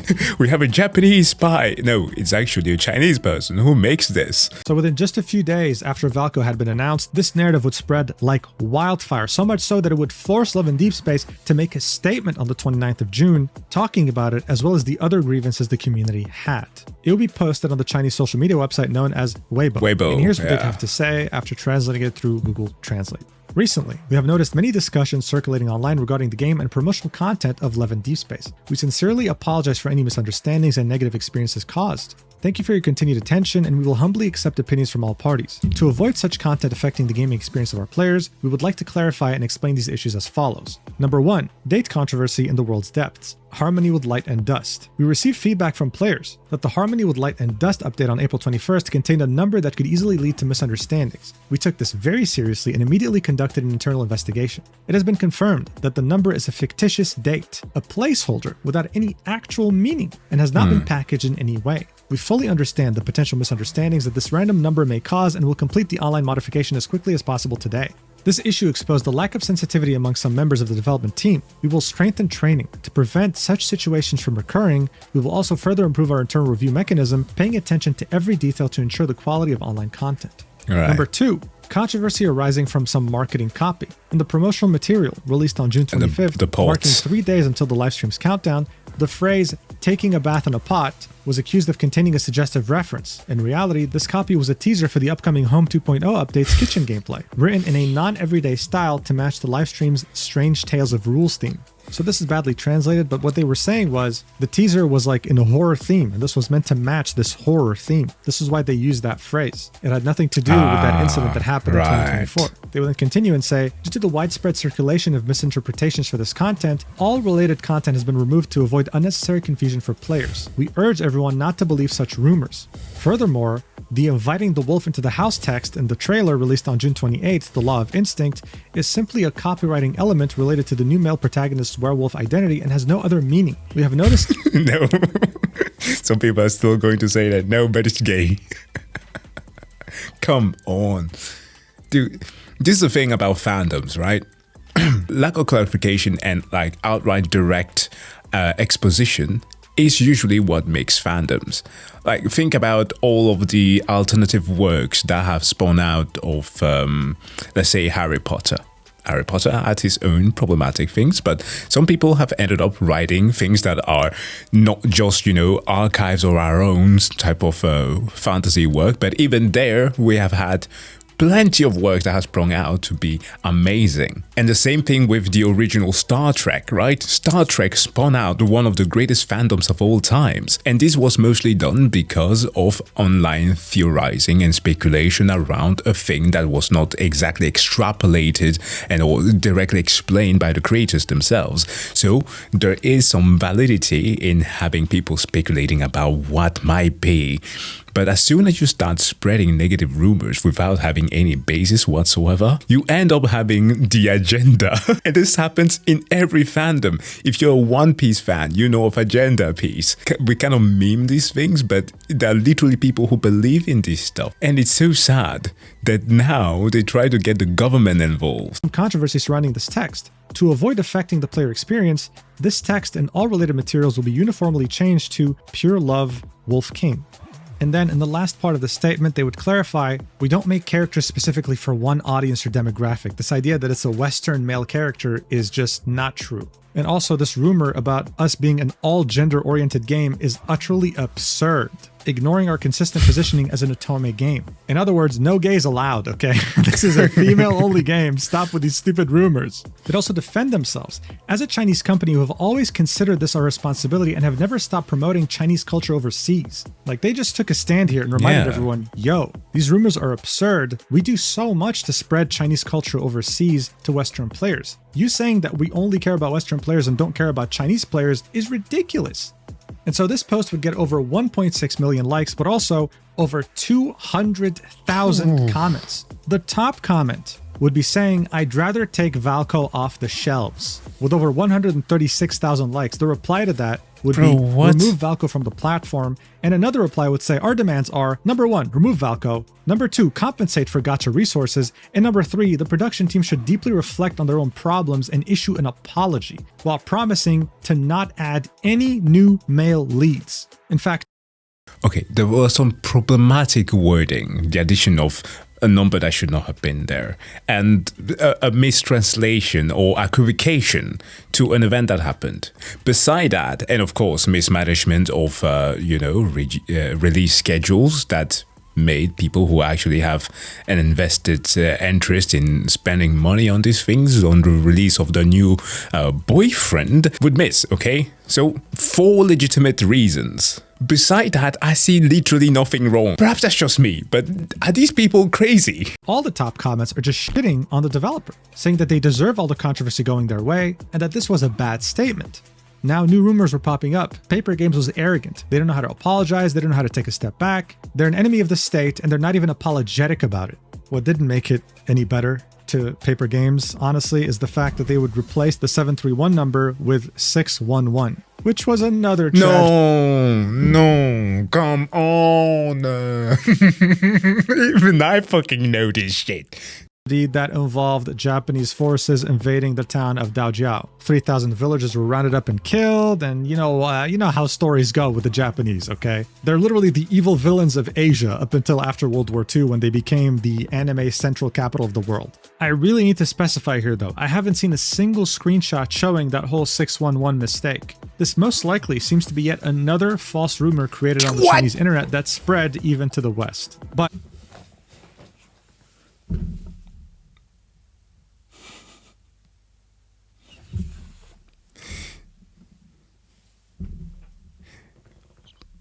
somewhere out there, some Chinese NC girl is being like me when I'm spreading misinformation online. Social media was a mistake, not the internet. Social media was a mistake. Like, we used to have honest-to-God discussions about video games and the actual content in the game, and not having all of these bad apples that make shit up about the content that we consume. Why are people like this, man? It's not even, they're not even getting paid for it. This is not Twitter. This is not like, oh, I'm gonna create engagement bait so that I can get some money every day and make some stuff up, you know, have you noticed this thing, the big posting. This is just intentional rage bait to destroy a company that literally did not create any of the things that they're making up right now. like the other things so far in this video that you've seen, it had already spread like wildfire and created yet another rumor involving the CEO. Paper Games wasn't just an enemy of the state, the CEO also was. Why? Because he studied in a Japanese university by the name of Waseda University as an economics major. So he was the internal mole. He was the one who put 731 on purpose because he hates China. He's actually a secret Japanese citizen. But here's where things truly got out of control when it came to the whole 731 situation. I know, it already got out of control. They're being made to be an enemy of the state. How could it get any worse? Well, you would have multiple media outlets in China create articles in which they would attribute the number 731 with Valco specifically. You'd even have the news publication Beijing Daily, which is of course government affiliated, talk about this too, and talk about 731 and how it's associated with Valco. In reality, this was false. This was an archive file that was talking about lore relating to Xavier.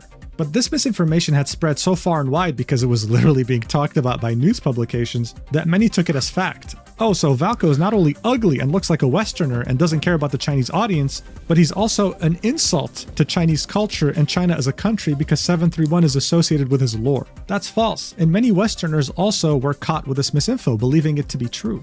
This was becoming a very big problem to Paper Games. I mean, these news publications were publishing shorts in which they talked about Paper Games' statement and were associating 731 with Valco. And you bet that nobody would spend the time to read. Read, motherfucker, read. Read, nigga, read. Nobody's going to do that. Because, yeah, the proliferation of shorts is way easier to pure propaganda and lies. Oh man, the misinfo industrial complex. What is sadder is that, you know, who was the guy who coined this this rule. Alberto Brandolini, an Italian programmer who made Brandolini's law, or at least coined the term, which posits that the amount of energy needed to refute bullshit is an order of magnitude greater than needed to produce it, because a lot of what media folks, let's say, oftentimes when we're looking at, say, as the US, for example, right? Like all of these conspiracy type individuals have kind of understood is that the truth doesn't matter, especially when you are faced with people who are more inclined to agree with what you're saying based on just cultural norms. So they will know that it is easier to be spreading an avalanche of bullshit, and nobody's going to have enough time to try and refute it. Okay? That's just how it is. And that's why usually when talking about debunking just doesn't work. All you have to do to combat it is literally not respond to things, but rather educate people. Other than just media publications, you even have associations, like the China Women's Association that is affiliated with the government, also make content expressing outrage at the whole letting the wolf in sentence, or the whole never bathe in the pot sentence, pushing the narrative further that this game is not safe for women, that it's their enemy. They weren't alone in this regard, because there would be another association by the name National Defense Education that would make a blog post echoing those same statements. Bro. But believe it or not, things would get even worse. Come on. The people who wanted Valco gone wanted the attention of the government by any means necessary. And other than creating the narrative of enemy of the state, they would also do something else that's sure to attract eyes from the government at any given moment in time. And that is creating countless complaints to the China Consumers Association, saying that they got scammed by this company. Over 60,000 verified complaints were made in the span of just a few days. And Bro, you're playing a gacha game. What do you mean you got scammed? It doesn't even matter if they're real or not, okay? This is a way that many Chinese people boycott or target companies that have screwed them in some way. Because at the 40,000 complaint mark, automatic safeguards get triggered at any given company. This means that automatically, the China Consumers Protection Agency contacts that company just to see what's going on. Oh. And so, with this unbelievable and unprecedented pressure that was put on Paper Games, even with them already addressing this and doubling down, kind of defending themselves, on June 30th, they would post a letter pretty much announcing that they were going to cancel Valco's release and not release any more love interests in the game for the foreseeable future. Just as a reminder, it had been barely a week since the first trailer for Valco, and they were already canceling everything. So this is like as if Genshin announced an entirely new region and a week later decided to cancel the entire thing and said, hey, by the way, no more regions. The game's done. This also meant that all the story content that was finally going to come to the game after a 6-month content drought was going to be canceled too. Oh my days. I thought initially that it was perhaps because of the mismanagement that they had, that perhaps they didn't have enough content to work with or had enough time to create enough content. But no, it's the pressure from idiots. Oh man, were to be the CEO, I would have been like, you know what? Developers, revoke these people's ability to feel Newton's second law. Or just shut down the whole game. For a day or two. Make them, do a little bit of a system reset. Genuinely could not have been worse for anyone who likes this game. To announce such a big update and cancel it after barely a week, this had never happened, especially for a game of this scale. This post would be viewed over 26 million times and would have over 40,000 replies. Many of the top ones were ratioing it. They were in utter disbelief that Paper Games would bend to such toxic and loud people in the Chinese community. This game was created to make you, as a woman playing it, feel seen and acknowledged, and yet, with this announcement, they had essentially told all global players, we don't care about you even existing. That's how it felt. Even though they were put between a rock and a hard place, even though they were cornered by what was going on in China, this still felt horrible for just about anyone who ever played this game. Yeah. You go anywhere, whether it be Twitter, Reddit, any other place this community was present in, and you would see just the disbelief. They genuinely couldn't believe this had just happened. But honestly, if you took a step back, none of this really made sense. This was really overblown for no reason, and anyone with common sense could see that. A huge chunk of Paper Games revenue came from global players, so how come they were just forced to bend the knee so quickly? Well, that's because they had become the worst thing you can ever be in the country of China, becoming an element of chaos. Okay, so let's get one thing straight. There was a timeline to this, and it wasn't always about being an enemy of the state or whatever. This had started out with consumer dissatisfaction about Valco, about the fact that he looks gay and Western and all that stuff. But then Chinese media publications would start twisting it into something way bigger than it actually was. It went from consumer dissatisfaction to women's safety to becoming an enemy of the state with 731 to paper games refusing to take responsibility, being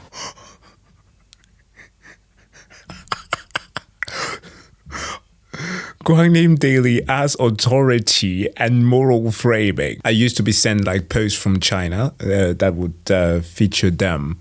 So I kind of am familiar with this. arrogant. And eventually, because of how badly Paper Games was portrayed in media, this wouldn't just be about, hey, let's just cancel this character. This would be like, hey, you deserve more punishment as a company. You deserve to go bankrupt. And hence why they had become an element of chaos. So what is that exactly? Well, it's a term I came up with, I guess. But in China, the most important thing that has to be maintained is order. As soon as something goes against that, as soon as something interferes, then they become a problem. A great example of this actually happened to Hoyoverse back in 2021. The reason? Well, Hoyoverse had released a music video of Honkai Impact characters dancing in bunny suit outfits. They had not released it in China. Chinese players took grave offense to this and started calling Hoyoverse a traitor, an enemy of the state. Hence why someone tried to assassinate the CEO. Yes, it was It was that dumb. It was seriously this dumb. Now, sometimes it can be a good thing to not show everything to the rest of the world. Like, remember that thing that the Riot tried to do? The Chinese Riot with Wild Rift when they released some AI-generated stuff only over there. 2, 3. Breathe! No scream! We are the champions tonight! Pixar look, to stylized look, to... I'm not... Her face is even warping. To stylized again with Asriel, my god. And Yasuo, who is copying like stereotypical Chad Caucasian dude. What is this? Yeah, that thing was mortifying, so I'm kind of happy that that didn't spread. But to go to the extent of saying that, you know what? The government should get involved. over the stupidest thing imaginable, yes. But that wasn't even Hoyoverse's biggest worry, because people would employ the same strategy used against Paper Games, mass reporting Hoyoverse to the Chinese Consumer Protection Agency and creating a narrative online that they are an enemy of China. Eventually, this would prompt them to delete that Bunny Girl dance music video off every platform imaginable, while also releasing an apology. They would give their players some crumbs as a reward, while giving the Chinese players almost 3 times the amount of rewards, apologizing to them for doing this unforgivable thing. And this is why it is so hard sometimes to be a gamer. But like, imagine all the narrative around all of the insane shit that some people are propagating online. And you see all those massive numbers. You see how these posts are being boosted about utter nonsense about video game characters and players and agendas here and there. And you wonder, like, have you played the same games that I'm playing? What the fuck are you talking about? But there is always a loud minority that is so bloody loud, that care about things that most people don't give a shit about, or just make up nonsense, that unfortunately have a massive effect on what we all consume. It is so tiring. I made a video about this almost 2 years ago, so it really shows that even a company like Hoyoverse is not immune to this. This was after Genshin Impact had come out, by the way. The way they were able to get past this without any issues was by apologizing, removing the music video everywhere, and having the CEO join the political party of China. This was him pretty much saying, hey guys, I'm not your enemy, I'm not a traitor, look. Because when the government gets involved, everything becomes existential. And this is exactly what was happening to Paper Games. On the 8th of July 2026, the Ministry of Public Security would publish a statement about what was going on with Levin Deep Space. I mean, this is pretty much the government saying this. They'd say, recently, an online game targeting female players has sparked widespread controversy. The game features a storyline where the male protagonist breaks into a woman's home late at night, accompanied by offensive promotional slogans such as, "What's wrong with letting a wolf into the house?" packaging the illegal act of trespassing as a romantic encounter. This kind of entertainment-driven, traffic-driven creative work disregards public order and morality, crosses legal boundaries, and may ultimately endanger public safety. Bro. put me on ice like Steve Rogers, man. I'm dead. How is this real life?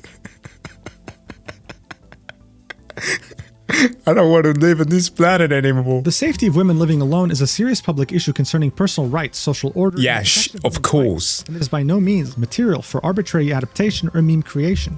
Chinese law strictly protects citizens' rights to housing, and no one may illegally intrude.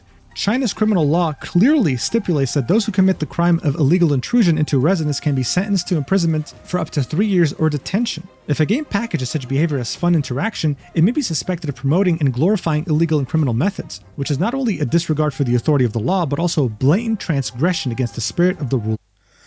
That's not what happened. Come on. Law. Even more dangerous is its intangible erosion of public perception. This creative logic that prioritizes traffic can easily mislead the public, especially causing cognitive biases in minors whose minds are not yet mature, weakening their vigilance against dangerous behaviors and seriously undermining the effectiveness of public safety education. I just want to point out that this game is not for minors, okay? It's mature only, 18 plus. But still, this was the narrative and you couldn't do anything about it. They would then continue. Some might argue that games are games and reality is reality. They shouldn't be confused. However, facts have shown that online game content that crosses ethical boundaries can seriously negatively impact the healthy development of teenagers. In 2018, 15-year-old Xiao Tang became deeply addicted to a violent video game. Seeking the thrill of killing in the virtual world, he brutally murdered his 23-year-old female neighbor. This tragic... Okay.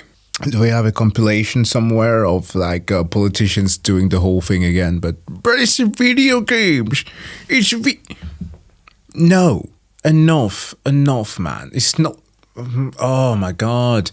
Case should serve as a stark warning to everyone. You then have an image of Valco, so Valco was acknowledged by a government agency as being a source of a problem, and then they would continue, the virtual space created by online games is never a lawless zone. Laws and regulations, such as the regulations on the governance of online information content ecology and the regulations on the protection of minors online, clearly prohibit the production and dissemination of content that may incite minors to imitate unsafe behaviors, induce bad habits, or violate social morality, thus setting a clear bottom line for the creation of online game content. As of now, all relevant characters and storylines in the game have been taken offline for rectification, a move that addresses public concerns. However, taking it offline is not the end.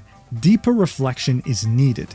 This incident serves as another warning to the industry. Any content production that deliberately blurs the lines of illegality, glorifies dangerous behavior, or undermines public safety will ultimately be subject to legal sanctions and public resistance. So here they were acknowledging that Valco got removed, that this was the right step, but that deeper reflection was needed, indicating potentially even further censorship now that the game had a target on its back. They would then end this by saying, to address the chaos in online game content, a comprehensive approach is needed across the entire chain of creation, review, and regulation. Game companies must abandon profit-driven motives and improve their multi-tiered content risk control and review systems to eliminate misleading and harmful content at the source. Regulatory authorities should adhere to strict governance, refine review standards, and resolutely hold accountable companies that overstep their bounds and violate regulations. Simultaneously, families, schools, and society must work together to strengthen legal and safety education for teenagers and safeguard the healthy growth of minors. The title of this, by the way, was Glorifying Intrusion. Oh my... Intrusion is unacceptable even in online games. This was a disaster. Attracting the eyes of a government agency like this. Imagine this. Hold on a minute. Let me pull up Steam real quick. I want to show you something. Imagine if... Oh, we have a Germany event coming up soon. Imagine if I were... Let's see. Imagine if I were to be playing this in China. What do you think would happen? Or Hitman? Where you go and assassinate people? What do you think would have happened? Jesus, man. I mean... And having them write such a staunch article against you was the literal last thing you wanted as a Chinese company. You'd rather have your entire executive board get fired than this. Now look, the global side was already in disbelief, and I'm going to talk about how they did their best to fight against this decision. But seeing that Chinese media was talking about this, and seeing that this article from the Ministry of Public Security had been made, many global players would start spreading misinformation. Like this person right here would make a Oh, post with no. over 2 million views in which they would write a fan fiction saying that someone powerful in the Chinese government got angered enough that now all otome in China could be permanently affected. Or how this post with over 1 million views would say that allegedly the dev team is threatening to leave Paper Games if Valko isn't reinstated. These things are not confirmed in any way, shape, or form. But this is what happens when the developer of a game is on a different internet than yours, using an entirely Yeah. different language. But global players, as well as many Chinese players, weren't simply going to sit idly by watching their favorite game get destroyed right in front of them. And so, a global movement would be born overnight. A movement that is unprecedented in terms of scale that I have never seen before. Bro, Barely 24 hours after Paper Games' very it makes you realize just how big the world is sometimes. Like, I know that we are now all kind of globalized, and even with, let's say, the recent sport event, because this happened literally at the start of this month, that this entire thing was going on, right? But even with the global events like the World Cup, we are connected. We all kind of consume all of the things that were happening towards the month. But a massive global event like this one that involved millions of people is still something that went under the radar. It's wonderful sometimes, man. popular announcement saying that least they for were me. going to remove Valko from the game, a new topic would start trending on Twitter with hundreds of thousands of posts within 24 hours and millions of posts within 1 week.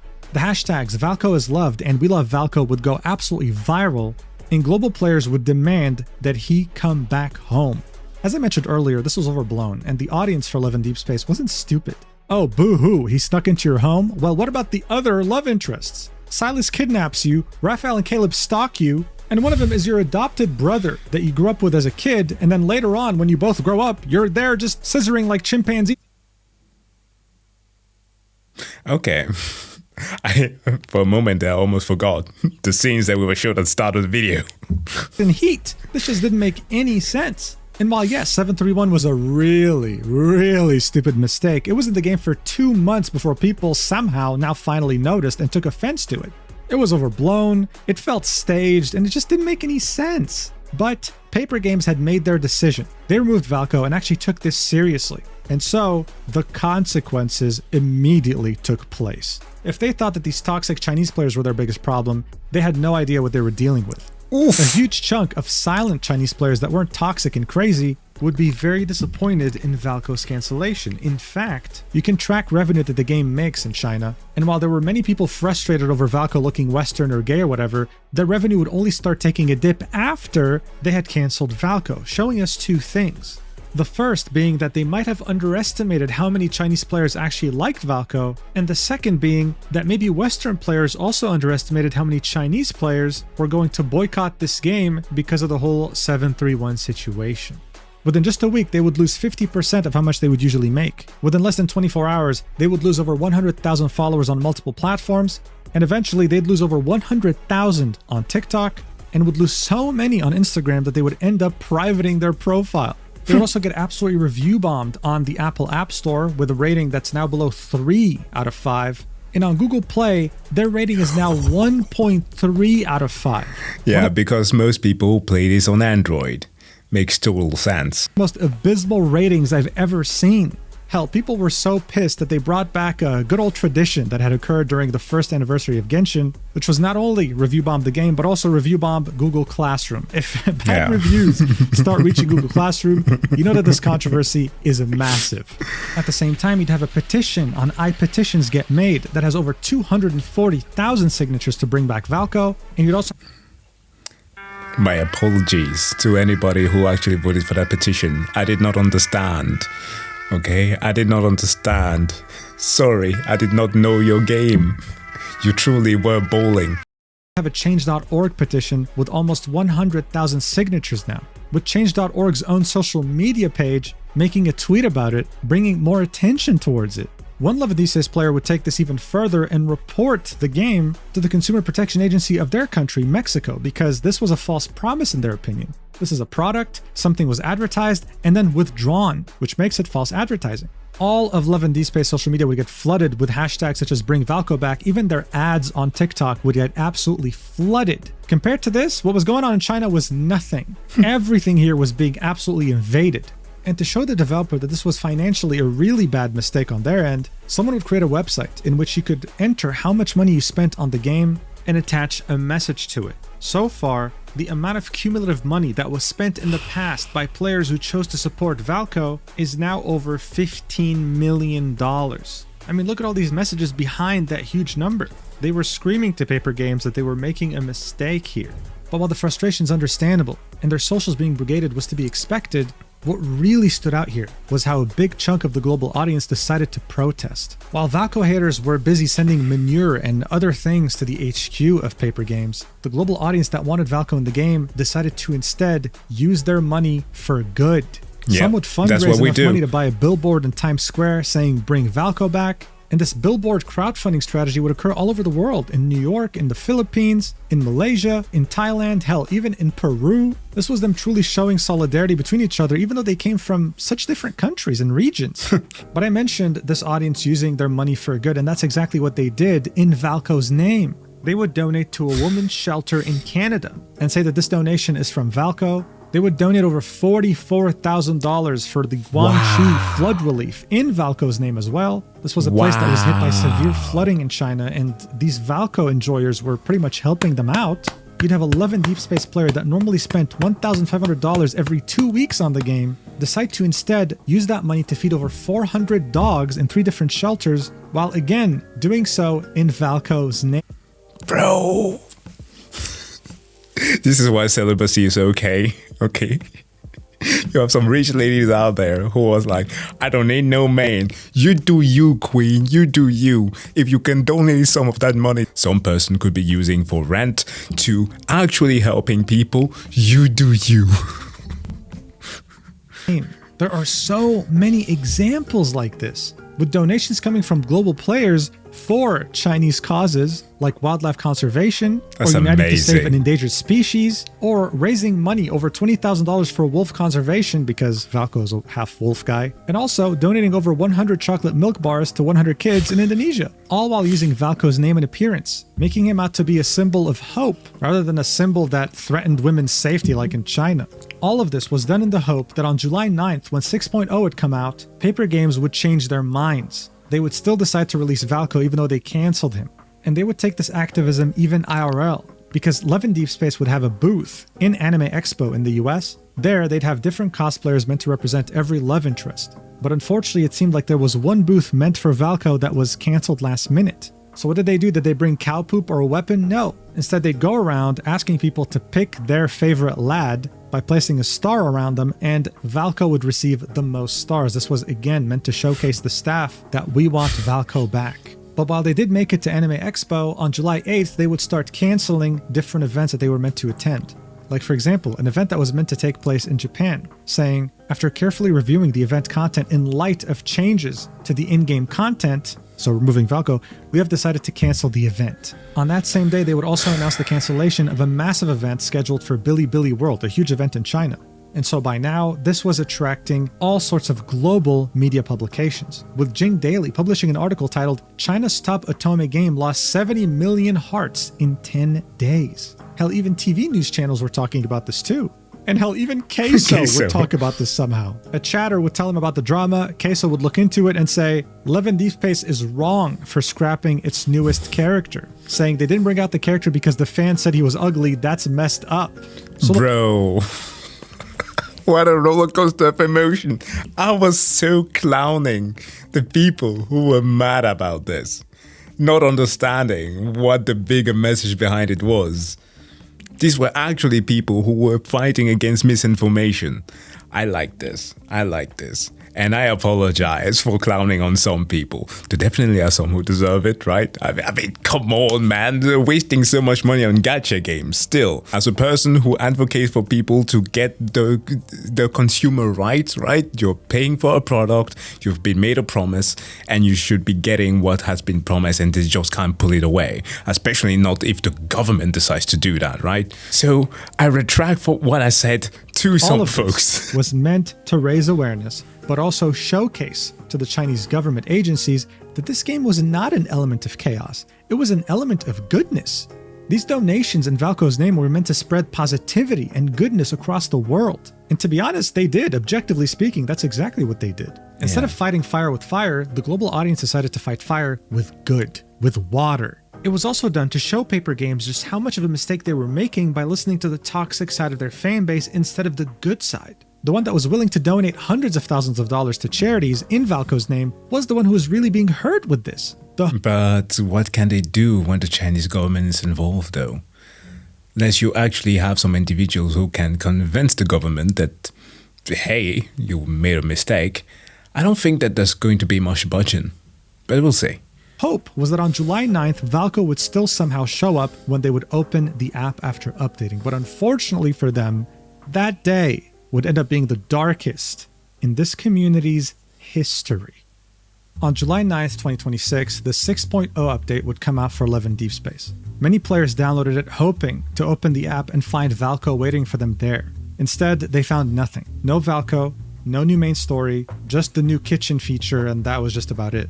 Some people would have issues downloading this update, and so 11 Deep Space would make this post saying, today's update has concluded, while giving some pointers as to how to fix these errors, like reinstalling the game, for example. This would be the last post on their socials up until mid-July. And so everyone would take out their grievances right here. It would get over 17,000 replies. Again, ratioed multiple times with people in complete disbelief. How could you? Instead of listening to the good side of the community, people who are willing to put money where their mouth is and donate to good causes in Valco's name, how could you listen to the toxic people who send you literal cow shit to your offices? The global players felt like someone had put a knife in their back. And what didn't help was that this update was extremely buggy. I mean, there are certain things in here that my nightmares wouldn't even be able to conjure up. Like, Yo. what is this? Yo, not even Ubisoft could do this. Yo. The fuck is this? Like, how does this even happen? Like, I don't even know, like, what kind of code, how does this even occur? Here's my favorite glitch, personally.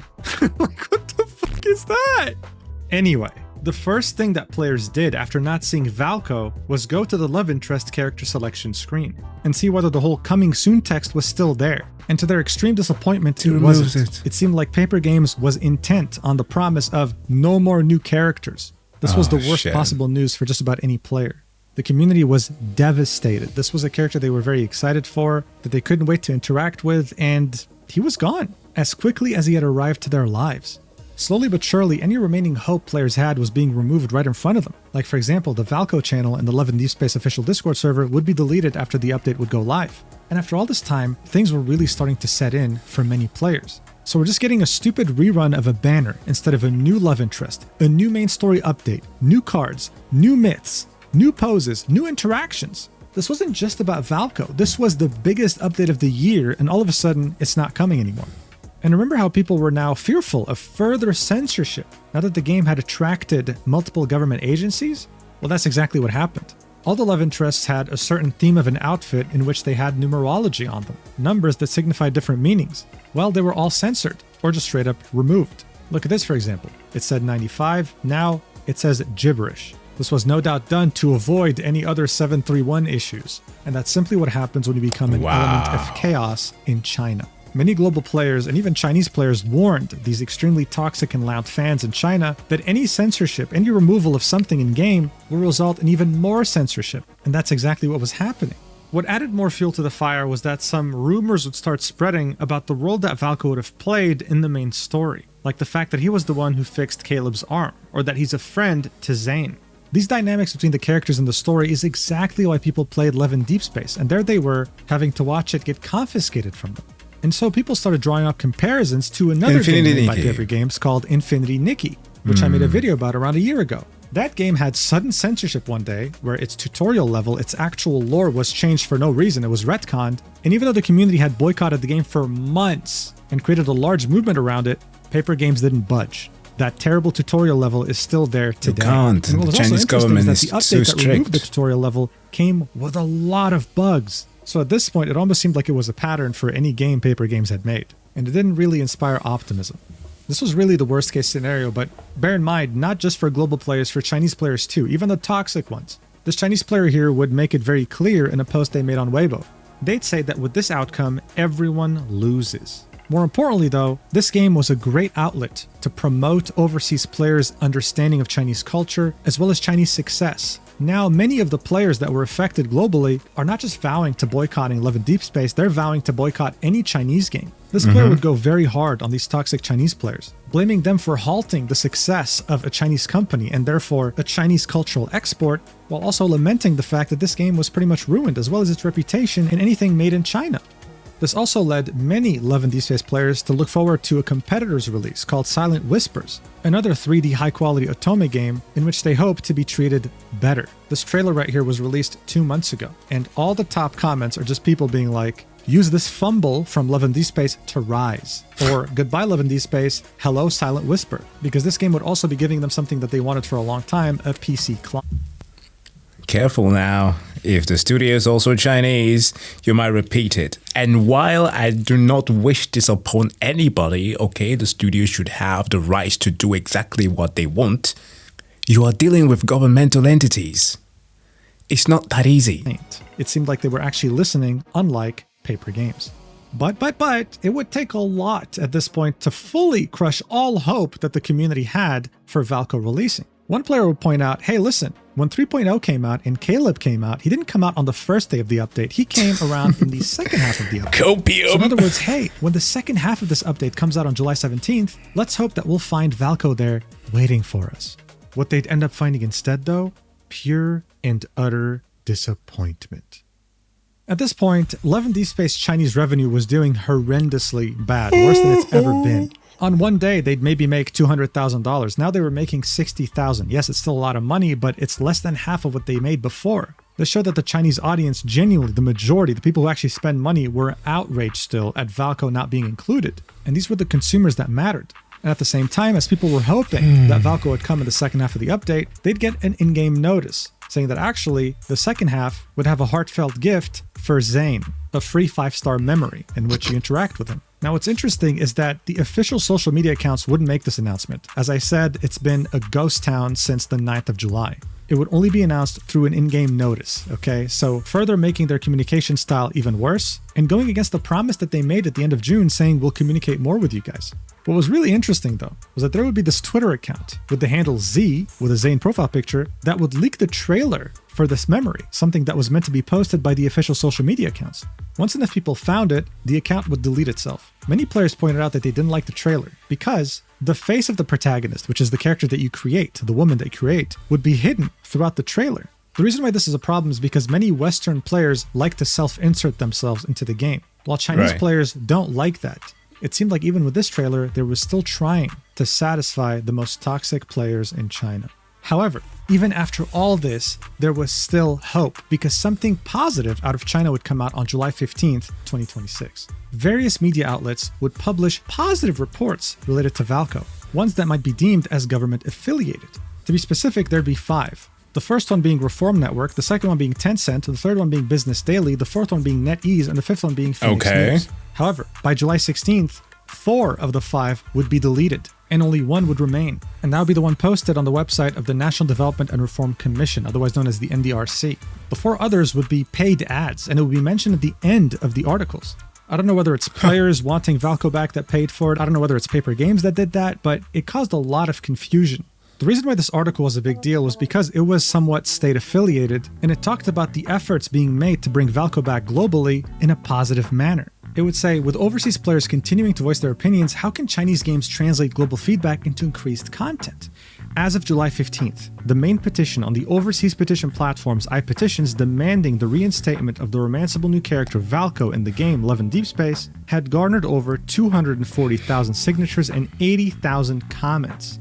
Meanwhile, on Change.org's game petition page, 3 main petitions related to Valco received 96,000, 21,000, and 5,900 signatures respectively. This 2-week-long cross-platform participation indicates that overseas users' demands have not subsided quickly despite the character's removal. Following the cancellation, overseas players' actions gradually expanded from petitions to fan art, charitable donations, and offline events. Unlike the initial comments and emotional expressions that emerged during the early stages of the game's controversy, the actions of overseas players have now continued beyond the originally scheduled launch date. In the comments section of the main petition page on iPetitions, some users stated that they were inspired by Valco to download, return to, or continue following the game, while others suggested compromises such as delays or modifications before release.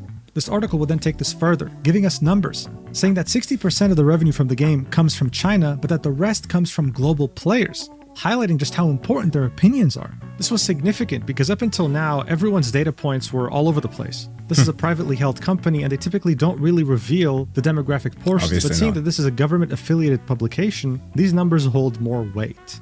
And what really made Valco enjoyers optimistic while reading this article would be one of the final paragraphs, where it would say, whether Valco will be reinstated should be determined by Paper Games based on content quality, market data, and long-term planning. However, the continued growth of overseas petitions has provided a significant signal. When a character can generate signatures, creative works, charitable activities, and offline actions in multiple countries and regions, re-examining and product validation of them is not merely a response to public opinion, but may also be a repricing of global user needs and existing content investment. Yeah. For a leading product like Love and Deep Space that already has a global user base, turning this feedback into richer content offerings and more refined overseas operational capabilities is perhaps more valuable than letting related demands remain outside the game in the long run. So for many Western players, this was as if the Chinese government was telling Paper Games, hey, whether you want to keep shooting yourself in the foot or not, that's just up to you, we don't really care. But you should probably reinstate him. So as I said, for many, this article was a celebration, like, oh my god, our efforts are actually doing something. And they kind of are. This article acknowledged all the good things they were doing. Like, these news were reaching China, which was wonderful. At the same time, it also see Chinese government agencies reminding people that malicious reviews, harming the reputation of businesses, online harassment, use of bots, paid accounts, AI-generated posts are against the law. So again, to many, this felt like they were directing this towards people who engaged in this behavior against Love and Deep Space, and that they were about to get in trouble with the law. This again signaled to people that, hey, maybe things are finally calming down. Some Chinese players would even use a VPN to get on Twitter to thank overseas players for the positive engagement they were bringing to the game and to Valco. Like this post saying, overseas sisters, without you all, none of this would be possible. Honestly, it was very wholesome. It was wonderful how a community so large could work together regardless of borders or distance or culture. But of course, in parallel, the toxic Chinese players had a movement of their own. And there was coordinated effort on Chinese social media to counter any positive news coming out from Valco. But we just read a government-affiliated publication just highlight these positive things, so I don't know if it's working that well. When it came to Love and Deep Space, though, as I said, they had a total media block. Imagine being so toxic and be like, positivity? No, I can't have that.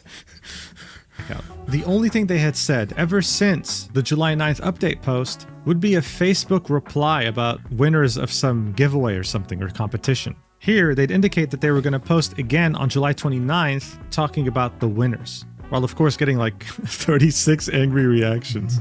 Does this mean that their media blackout will last until the 29th and then they'll post again regularly, maybe updating the community? Who knows? But so far, as I said, total media blackout, even with a new free memory coming out in-game, still nothing, and no trailer as well, of course. It's like Sony and PlayStation. So look, overall, the ball was now in the court of Paper Games. Are they actually going to bring back Valco? Or are they going to listen to this disgusting, toxic side of their community and throw their global community that's willing to donate to charities in Valco's name under the bus? It remains to be seen. But honestly, seeing that they had made the terrible decision of removing Infinity Nikki's amazing tutorial and backstory and refused to change it even after massive backlash and a big boycott, I just don't know if this developer is capable of listening to the community on such major issues. Bro. This also might truly be out of their hands. This might be out of their control completely, but we don't have proof. We can only assume on what's going on behind the scenes, and I prefer not to assume. And I do hope that Valco is brought back to this game. If you had to ask me though, I'm not very optimistic. But hey, seeing that this community has been very optimistic and donating to so many amazing causes, you know what? I'll change my mind and be optimistic too. Let's hope for the best. Because if that happens, it'll be a wonderful story that will be never forgotten on the internet. Like it when and with that, a community is filled with good people. Community for making this very comprehensive Google Doc about the entire incident involving Valco, with sections like speculations, a glossary for people who have no idea about the game and the different terms used, memes, Twitter links. I'd even asked them to do this. They just did it by themselves because they're so passionate about this game and the community. So thank you to I, Dea, Doc, Jin, Helianthus, Laurel Doll, Mimi, Ray, Red Rose, Sen, Starfall, Watt, and Woof. You guys are the best. And if you want to propose topics for me to talk about in my videos, or just talk about different topics with like-minded individuals, then definitely join my Discord server. Thank you so much for watching until the end. I really appreciate it, especially this video because it was such a pain in the ass to make. This video was posted one day early on my Stacked. I don't typically do this, but this needed to be definitely double checked by some people in my community. But if you want to see exclusive content from me there, definitely check it out. Prices start at $1. And if you want 10% off your GamerSupps order, then definitely use the code Mugen. I'll see you in the next video whenever that is, and I love you so much, platonically. All right, I'm not a Love and Deep Space character, okay? Mwah! VIP 1 in China costs $600. For global players, it costs $6,000. I've heard enough. Eviscerate Valco. What a turn of event, man. From the start there, I was so prepared to be clowning on the user base. I am sorry. I've come just to... I don't know, perhaps it's because of some other gacha games and some, again, toxic elements of the fandom that have resulted in giving these games like a bad reputation, you know? Some individuals here in the Western audiences, that I am somehow prepared to take a certain stance on this. But because of all the good stuff that's been done by the community and just the unfairness of the Chinese government and the idiocy of those toxic players, man, bring Valco back. But yeah, I guess that today we got to witness the insanity of some CN girlies. But folks, thank you so much for checking out this video. Of course, as always, make sure to go and subscribe to the Mugen channel. If you want to do the same here, please feel free to give me an interaction, and I'll see you guys in the next one. Have a wonderful day.